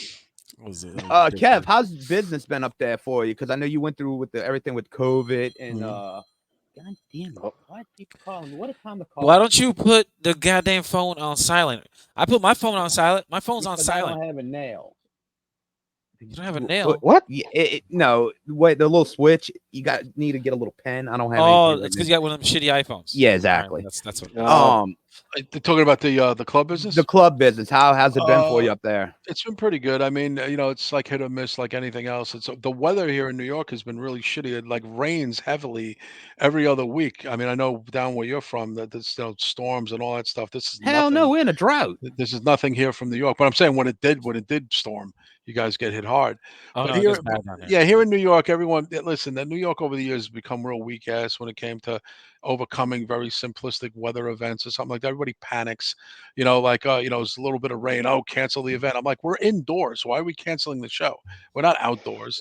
So I have New York was very gritty back in the day. We never canceled anything. No band ever canceled.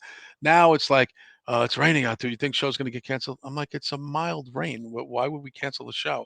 And it's perplexing. I don't get it. But yeah, outside of certain weather events and obviously what's going on over in the Middle East has affected New York because we have the biggest Jewish community in all of 50 states. Yep. And obviously there was some dipshit from the Middle East, made a terroristic threat. The guy's not even in Hamas. He's like formerly of Hamas. Oh, the leader, And, yeah. yeah, fucking moron. And nothing happened. So, but shows got fucked over because of it, and events got canceled, and people didn't want to go out. So, Yep. They're scared. yeah, and then nothing happened as usual. Like James Woods put it the best, dipshit. Uh, Anybody could say anything and threaten any time. It's like pulling a false alarm. But here in Yep. New York, everybody kind of over exaggerates and with stuff. I mean, but Comic Con was in town this weekend. That didn't seem to get affected. Everyone Comic Con seemed to be greatly attended. Those dudes are into Comic Con stuff. They don't let anything stop them. I don't think anything would have stopped them from going out to see Lex Luger. So whoever was there this week, people sending me pictures of wrestlers that they met. I'm like, yeah, I know who that People is. still dressing up in their costume, they're cosplaying. Yeah, no Still, one yeah, cares. still dressing up, and I mean, listen, that's not my bag, but a lot of people are into that shit, and so yeah, I mean, October is usually a good season to play out. I mean, but the club it's up and down. It's been okay. It hasn't been like a big profitable year, but it's been okay.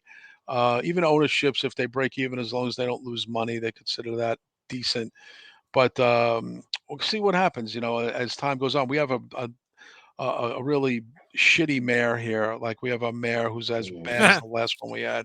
We got a Who's shitty mayor here down too. Yeah, the quality of life here. So the problem is with immigration, a lot of people in New York and stuff, and it's overriding neighborhoods and overrunning neighborhoods. And even by us, man, we have a homeless shelter that's down the block, and a lot of them got kicked out for people. And now they're on the street and they're trying to like encampment like near it's been a real problem. We had to hire like a security guy just to shoo people away from the Damn. front because that's a real turnoff to anybody coming to a place, seeing people strewn out on the sidewalk, and you can't have that. You gotta basically shoo people away. The city is not doing a good job in housing people. So it's location and just the way New York is right now. It's not us per se, it's everything that goes on here. But might open up a club in Florida um, in a year or two. If that's the case, I might make the jump because I said I'd never leave New York. But now, much like my stance on edibles, I'm thinking that location and geographically, I'm willing to move if it's the right thing for me. And everybody I know who's gone to Florida loves it. Half my family lives down there. All my nieces and nephews live there. My two brothers live down there. My uncles, my aunts. I have more relatives in Florida than I do here in New York. So I consider Oh it. shit, Kevin gonna be in the South, man. I consider it. I mean, I consider it if I retain the same job I have now, which is the GM job, the general manager and the head of bookings, which I would be. I wouldn't take anything less than that as far as title. And if that's the case, and it'd be the club would be twice the size of the one we have here now. We'd have big bands playing there. Then Oh man. I consider making the move. But for now, Florida's a I'm here. different. Florida, like it's a different country. I lived there for like almost 10 years. It's very different in Florida. Oh no, I know from just I dated a girl who lived in Florida for 2 years, and I never went there once. I made her come here all the time. So like that's a true story. I never went once.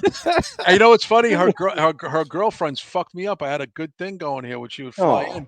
They said, "Why doesn't he come out here?" And I'm just like, Because I never really thought about that. I said these bitches.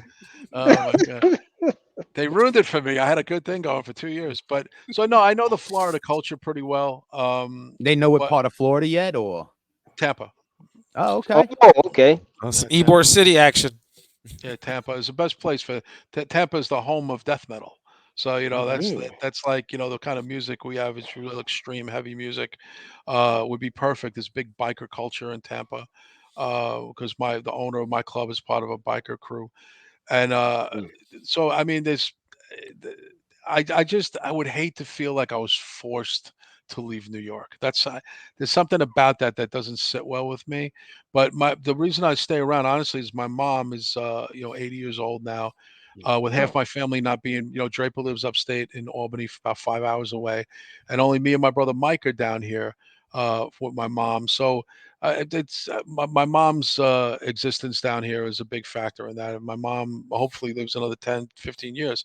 But with that situation, I can't make any big moves with my mom being at this age and stage. You know what I mean? Yeah, I heard that. And be careful in Tampa. That's where the Church of Scientology's at. So Is it? yeah, I didn't yeah, even know that. they own I didn't most know of that either. yeah, they own a lot of Tampa, or well, I guess Clearwater area.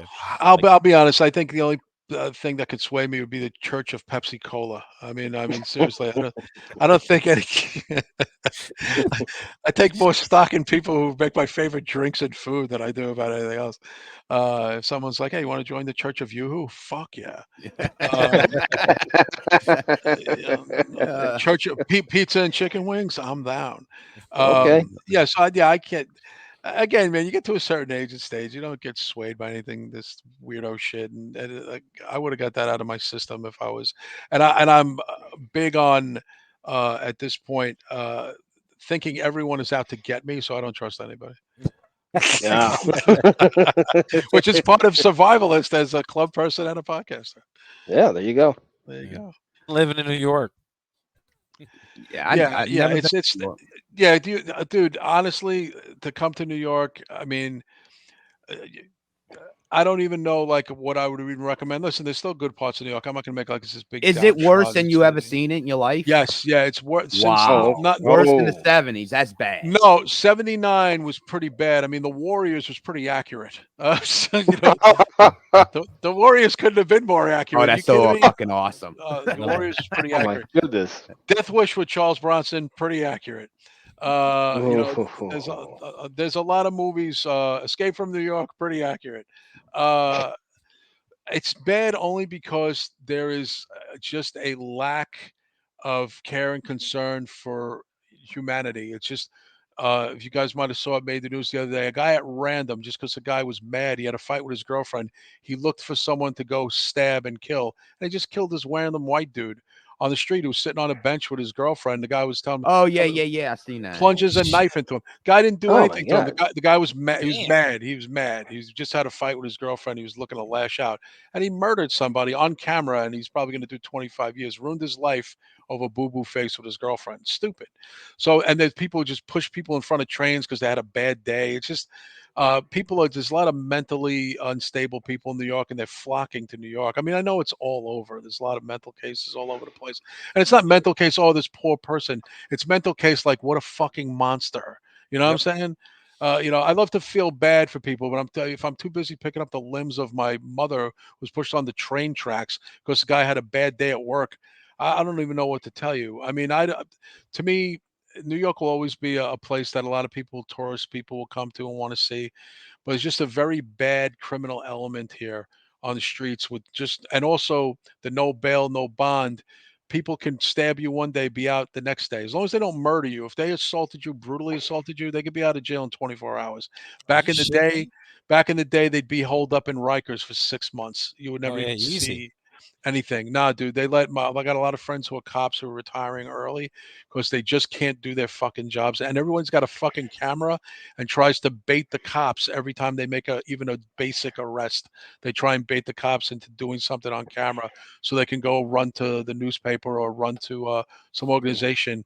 Cops are all deflated here and defeated. They don't even know how to do policing anymore. I mean, a lot of cops still do, but they're down like thousands of recruits now because no one wants the job. I don't blame them. That's how it is down here in New Orleans. I see ads all the time about people who want more people to be NOPD officers, and I'm Oh like, Yeah, yeah, but we're not on a scale of New York, dude. No, no, you no, guys no, we're not on Oh, that scale at all. No, No. I know. I'm just No. saying, like, but the fact that nobody wants to be a cop either is like, yeah, I don't want to be a cop. That's a horrible job. That was a horrible. Yeah, but I've always like, thought that was a horrible job. I but would never Gary, want to you, do that. but you Never. can verify this too, though, Gary. A lot when people talk about how bad it is in New Orleans, it's really not in the city; it's in the surrounding areas like New Orleans East and everything. But Well, that's part of it. but But they cramp all that together though because Mhm. it's Orleans Parish. It's not New Orleans, look, the actual city. look, Chicago has a bad problem, but that's all on the south side and the west side of right, Chicago. right. The north side of Chicago and anything mid north, that there's no problem. Like where I lived in Chicago was considered the west side, but I wasn't having those issues. I didn't hear gunshots every day. Don't get me Mm. wrong. I didn't have to go very far to go hear gunshots, but you know what I'm saying? Like it's not always the whole city. And the south side isn't all bad. The south side's the biggest part of Chicago, but there are Yeah, some parts that you don't want to be caught walking through there if you don't know people there.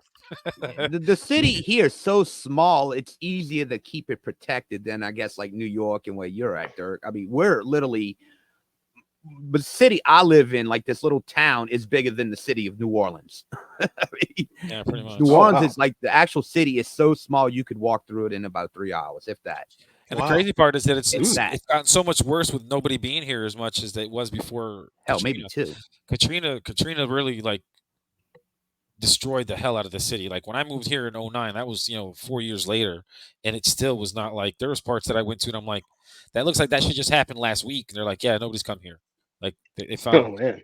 and when you see those codes on the front, I'm like, what the hell's that X with all these numbers and this and that? They're like, Oh, you oh, still find houses here and there that are oh still yeah, from Katrina, 18 years later. oh yeah, they're still around, and it's just like, wow, nobody's ever gonna take care of that, huh? All right, cool.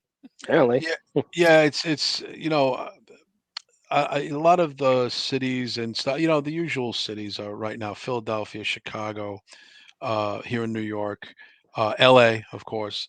Yeah, They've always had their problems, and always it didn't matter who was mayor. But it just seems like now it does seem a lot worse than it was, and you got to kind of look to who's running it and who's in charge. They're doing what's their listen, best interest? if you're a victim of crime, like if I was the brother of that guy who got stabbed, I would fucking detest New York right now. I would Oh just yeah. hate it with all my being because and you could say, well, it's so random. That's the point though. It is so random. People don't even back in the day, people would size up who they can make a victim. Yep, Criminals were like I'm walking down. Now listen, I'm not some huge guy. I'm barely 5'10", about 265 now. But I'm all tattooed up, and I look like I can be trouble if you start with me. I look like, "Oh, I don't mess with this guy." I'm sure I do. Some people might even think I carry a gun. You never know. So because I have a just leave me alone kind of until I open vibe. my Yeah, mouth and talk. That's why I don't talk when I'm on the street.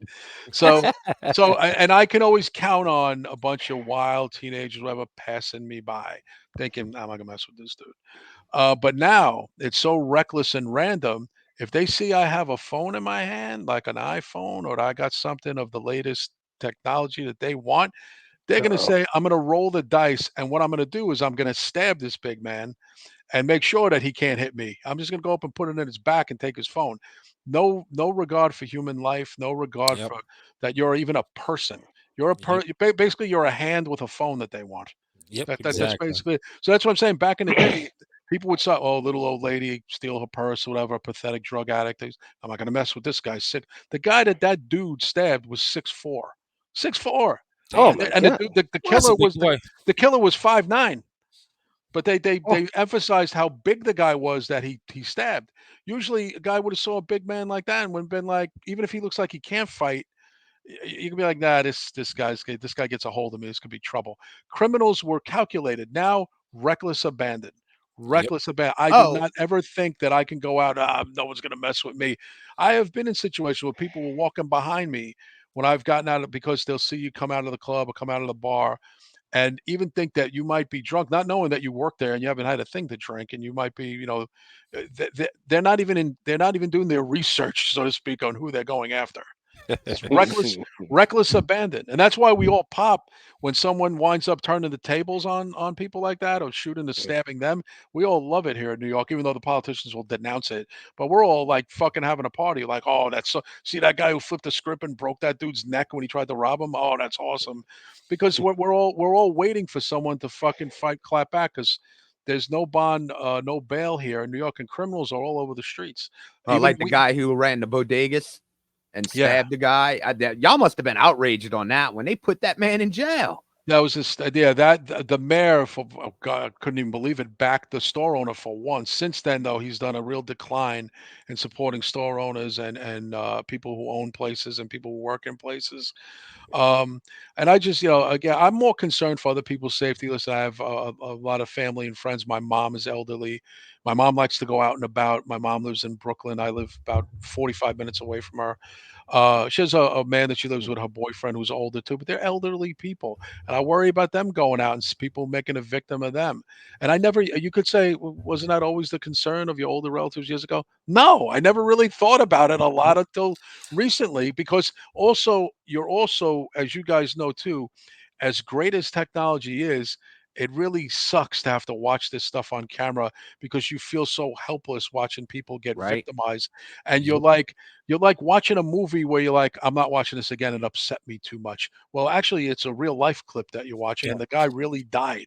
Yeah, and then it's going to happen again tomorrow with somebody else. It's going to happen in tragic 10 minutes from now. situation. It's going to happen 10 minutes from now. I was on my way home from work Friday evening. It was around 2:00.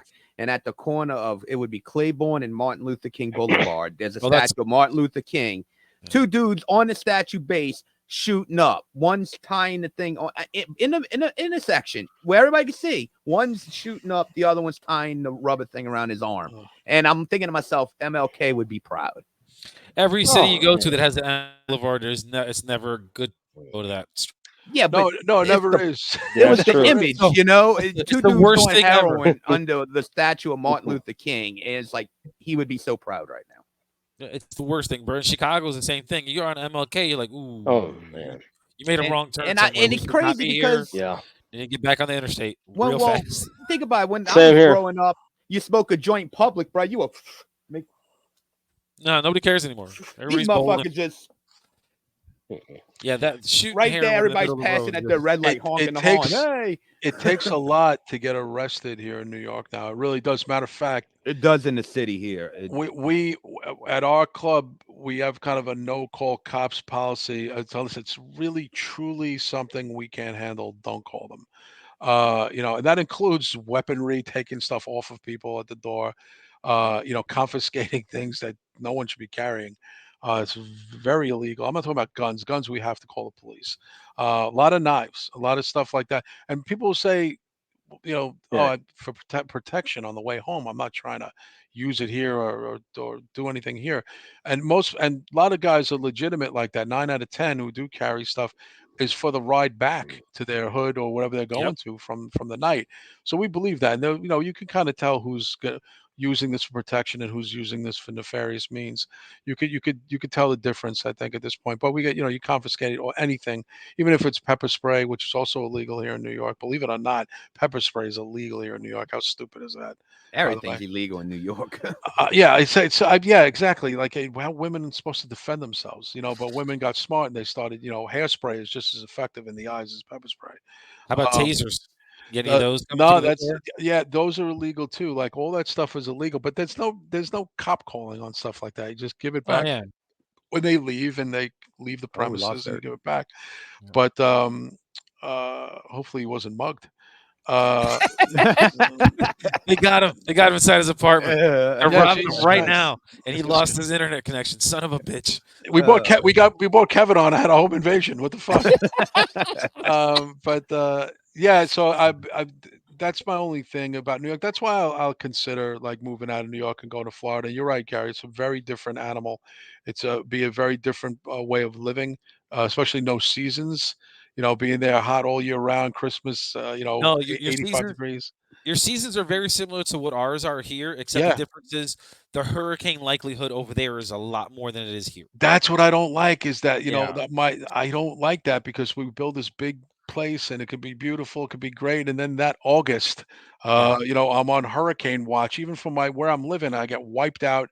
Then what do I do? I don't have to But really worry about that don't here in look New at York, it you know? as it's going to get destroyed. It's not going to be. That's not the thing you're going to be worried about. You know what you're going to be worried about? When's the fucking electricity going to come back on because it's fucking hot? Yeah, and I So really fucking hot. need a Don't. It's not so AC. much the damage, unless you're close to the coastline.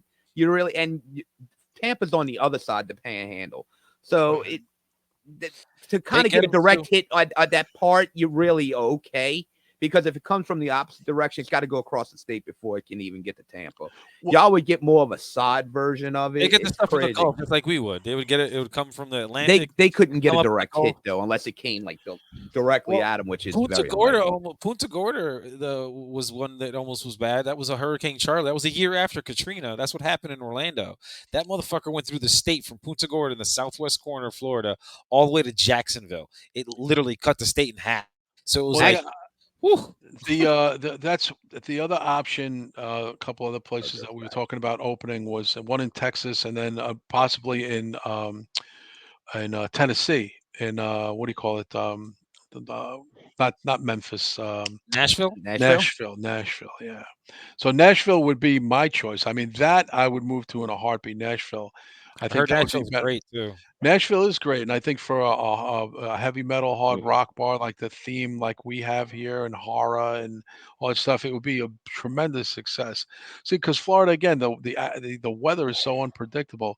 But I think Tennessee and even in Texas, well, Texas has its weather problems too, but we don't have stuff like that here in New York. I mean, to even think about being on hurricane watch for like 3 months every year would just be anything can happen in New York too. I mean, obviously we have our problems here in New York, but inclement weather, not too much. You know what I mean?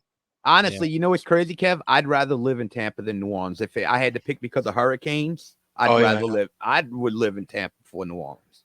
Yeah. I don't want to live in Florida ever again. I lived there. I lived through Katrina. Okay, so hey, I'm good. Oh, I'll go to visit, just like Chicago. I'll go back to visit, but I never want to live there again. I'm good where I'm at. That's good. I mean, listen, you got to be content where you live. It's three things. You know, you got to.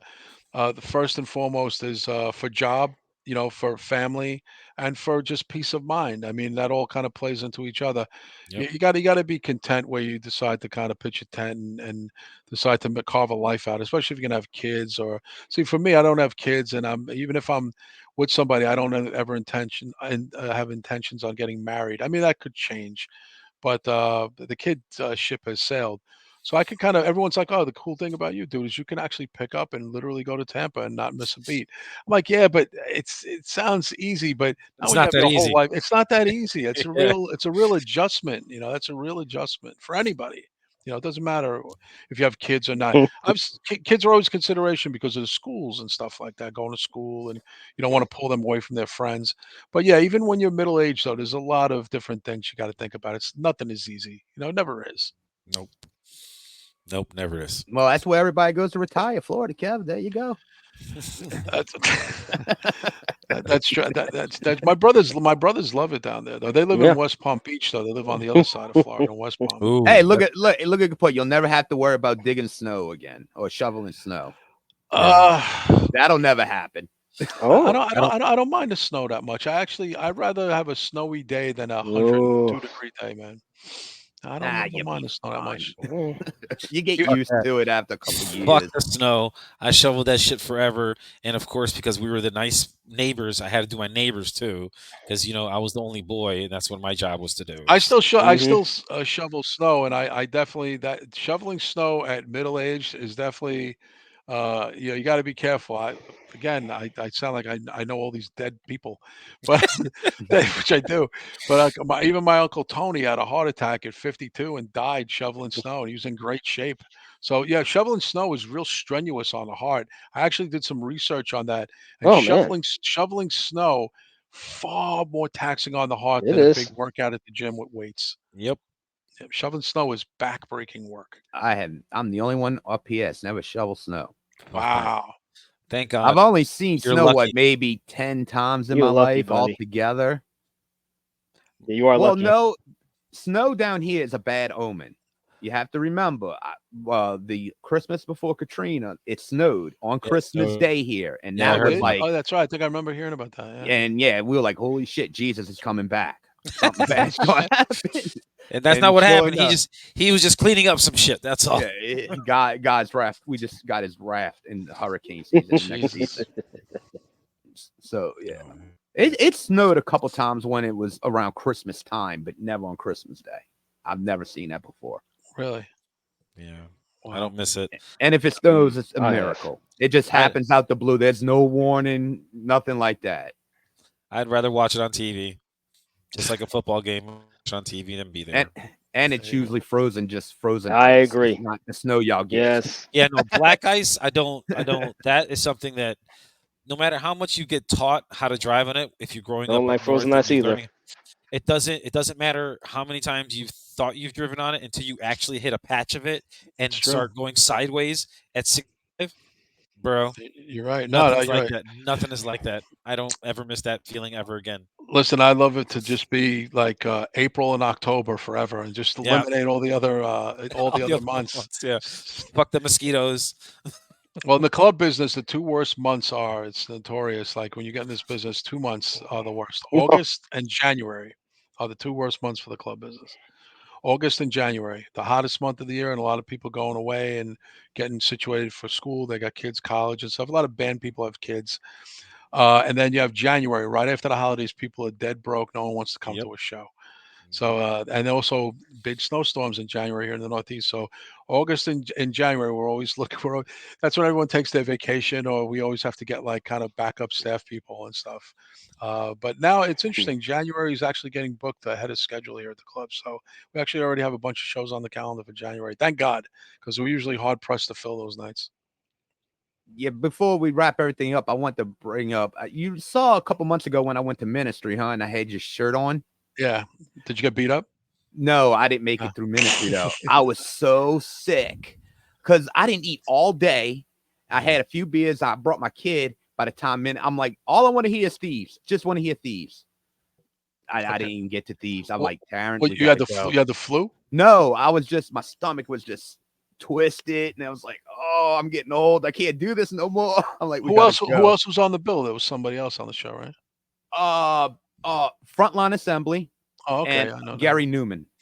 Gary Newman from Cars. Wow. Yeah, Gary Newman from He was actually good. For some reason, I thought the Butthole Surfers were on that show, but I guess I was thinking of something else. But yeah, he was actually Frontline Assembly was good too. I remember them back in the day. We used to listen to that on acid. What venue was that at? The Fillmore. The Fillmore. Okay. What does that hold? That place? I'm not sure. It's nice. Actually, it was my first time there. Okay. It's pretty. I nice. went there for a comedy show. It's a pretty big setup. They do everything there. It's like a theater. It's not an arena. It's a theater, right? No, yeah, it's more of a theater, but yeah, and it's got all the little concessions and whatnot, and it even has a studio seating in the back. It's weird. Oh, nice. Okay. Yeah, I went there one time to see a comedian. I got like something from Verizon. I can like claim some free prize. I claimed a free prize, and it was some Nikki Glazer. I know Nikki Glazer. Yeah, I got to. Me and my girl went to go see her. It was great. It was fucking hilarious. She's really dirty, but she's fun. Oh yeah, she was so dirty. It was so half the set was probably about her vagina. Yeah, that, and then she was talking about some guy in the front. How she's like, "Oh, I'd let you fuck me in the ass easily." This and that. And I was just like, the guy's just like, "Oh, that's your wife. That's fine. She can watch." And I was like, Jesus. We do everything at the venue I work at now. Stand-up comedy is something we've been discussing doing, and we've had some notable comedians from New York hit us up to do showcase there. We're not really. I mean, we're the epitome of a heavy metal hard rock club, but We do a lot of film screenings there. We do horror movie film. You can't charge for those. That's the only thing. You can show pretty much anything as long as you don't have an admission. And we make our money obviously at the bar. Yeah, let's Like say yeah, hell yeah. we're showing this Wednesday. We're showing Scream, and it's probably going to be sold out. I mean, the original Scream, the first one. Last week we had what was it? Return of the Living Dead, and then every Wednesday we have the club. We had the Frighteners a couple of weeks ago. People come out, like, free movie. You would think like people seen these movies a bunch of times, but it's been one of the biggest attractions, and we're doing a lot of it because of October and 31 days of Halloween, because our whole theme is horror at this place. Yeah, that's like the Rocky Horror Picture Show. No matter where or when it comes out, it's gonna be sold out usually. I've driven past theaters and I'm like, oh, they're having it. Or I see stuff on the internet, just like an ad for like the Britannia Theater, and they're doing Rocky Horror Picture Show, and you'll see pictures from it, and there's just everybody and their mom was out there, and I'm like, oh, okay, cool. Yeah, no, it's October is usually a pretty good month, and we're already halfway through it already. This year has gone by so fucking fast, Right? Yeah, but you gotta remember too, Gary. Rocky Horror Picture Show they don't play it in theaters like they used to either. It was an every Saturday night thing down here for the longest, even when I was a kid and teenager. Then once certain movie theaters got shut down and they became the big palace theaters, I mean, they don't do that kind of stuff. You gotta go to the place like the Britannia. I know what you're talking about. Yeah. But y'all ready to get on out of here? I know Kevin's got to go. I have to actually go do another show. Jeez. Oh man. Well, no, I gotta produce their sports show. Yeah. Okay. I'm producing now, Kevin, too. Oh wow, okay. Wearing a few different hats. Yeah. Hey, and I finally got everything's on straight. Got the right co-host now. Had to fire some people and get rid of them. Okay. I know the feeling. I had to fire a sound man recently, so I get the name we will not mention. And it ain't Sauron either. Or was the one from Harry Potter? I can't remember his name. Voldemort. Oh. But let's see. Dirk, you go ahead and do your plugs first, and we'll just do ours last. All right, like I said, shout out to the late great. Oh my God, I forgot his name. That's sad. Oh, Papa Dave. I'm sorry, my mind went somewhere. Shout out to Papa Dave. Shout out to Old Guy Metalcast, Sir Robert of Blades. Shout out to, of course, Wrestling Soup, Mission Joey. Of course, shout out to Kev Castle. Shout out to Spitball Media, Draper, B. Show, Brian, and Shaheen. Shout out to Mojo, my co-host from the Modurk City podcast. Dirk did all the plugs. I don't have to do my job. I was gonna say, like, he nailed them all, bro. And don't forget, everybody. Oh, go ahead. Oh, okay. Go. I was gonna say, Kevin, you got anything you want to plug, my friend? Where am I gonna be? This Tuesday I'll be on with Don Tony for Don Tony Kevin Castle episode. This Tuesday night we're going to record it at 10:15 for Patreons. Get the first listen in the live chat, and then it goes out to the general public the next day for everybody in all different formats. So that's this Tuesday. We'll be recording that. Then on Wednesday, every Wednesday afternoon at 3:30 Northeast time, I do a live Wrestling Soup with me and Mish. That's every Wednesday, and then that also first for the Discord, and then that goes out to the general public. So it's like for just a select group, and then it goes out to everybody a day later. And then for Patreon, do the show with Trez, KNT Chronicles. That's this Thursday. So yeah, Tuesday, Wednesday, Thursday. Do I have anything else I'm doing? No. And then other than that, I'm just living life. Oh, that's awesome. Yeah, no, but thanks for having me on, man. I had fun, man. I appreciate you guys there. Nah, man.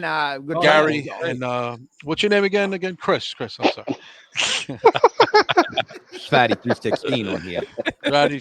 No, but I enjoy you guys have a nice little thing going on here, and again, I could feel you guys have a good chemistry together, and just keep plugging away. And if things happen, if you come into money, just remember that Chris doesn't want any. Exactly. That's right. 28 minutes and 45 seconds. I wrote that bitch down. Look, there you go.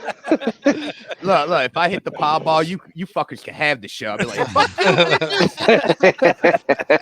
Never hear from Chris again. I'm on my way to Vegas with hookers and blow, baby. If I die, I die. Who cares? Let me leave you with this. Just pace yourself, Chris. Pace yourself. Yes, please. All right, but thanks for having me, guys. I appreciate it, man. Thank you for coming on. Yeah, I'll definitely Thanks for check coming out. You guys are gonna have a Halloween episode this year, right? Yeah, Yes, we are. On the October 28th. 28th. Definitely check. Help us it out. all. Yep, I'll be back. I'll be back. Thank you guys. All right, boss. All Take right, it easy. Kev. Thanks, Kevin. Nice meeting you. All All right, I'm right. gonna end the show, but Kevin didn't have to jump off. I was just going to end the show, but That's fine. yeah. Stupid. We can wrap it up right here, bro. Like, Yeah, there's yeah. like, shit, we're, Yeah. good. man. We're almost 2 hours. So Oh, Yeah. man. Stupid laptop acting up again. How to use the phone. Power. I had you. Exactly. I had you. Exactly. That's what the laptop is saying right now. That's why it kicked me jonesing. off. I was jonesing, man. Oh my god. But That was it so much great fun. to get Kevin back on again. Yeah, that was Actually, fun. Kevin stayed on longer than I thought he was going to stay on. I appreciate too. that. That was great. Well, thank I you, was- Kevin. I didn't get to Thank you, thank him or Kevin. nothing. He got out of there.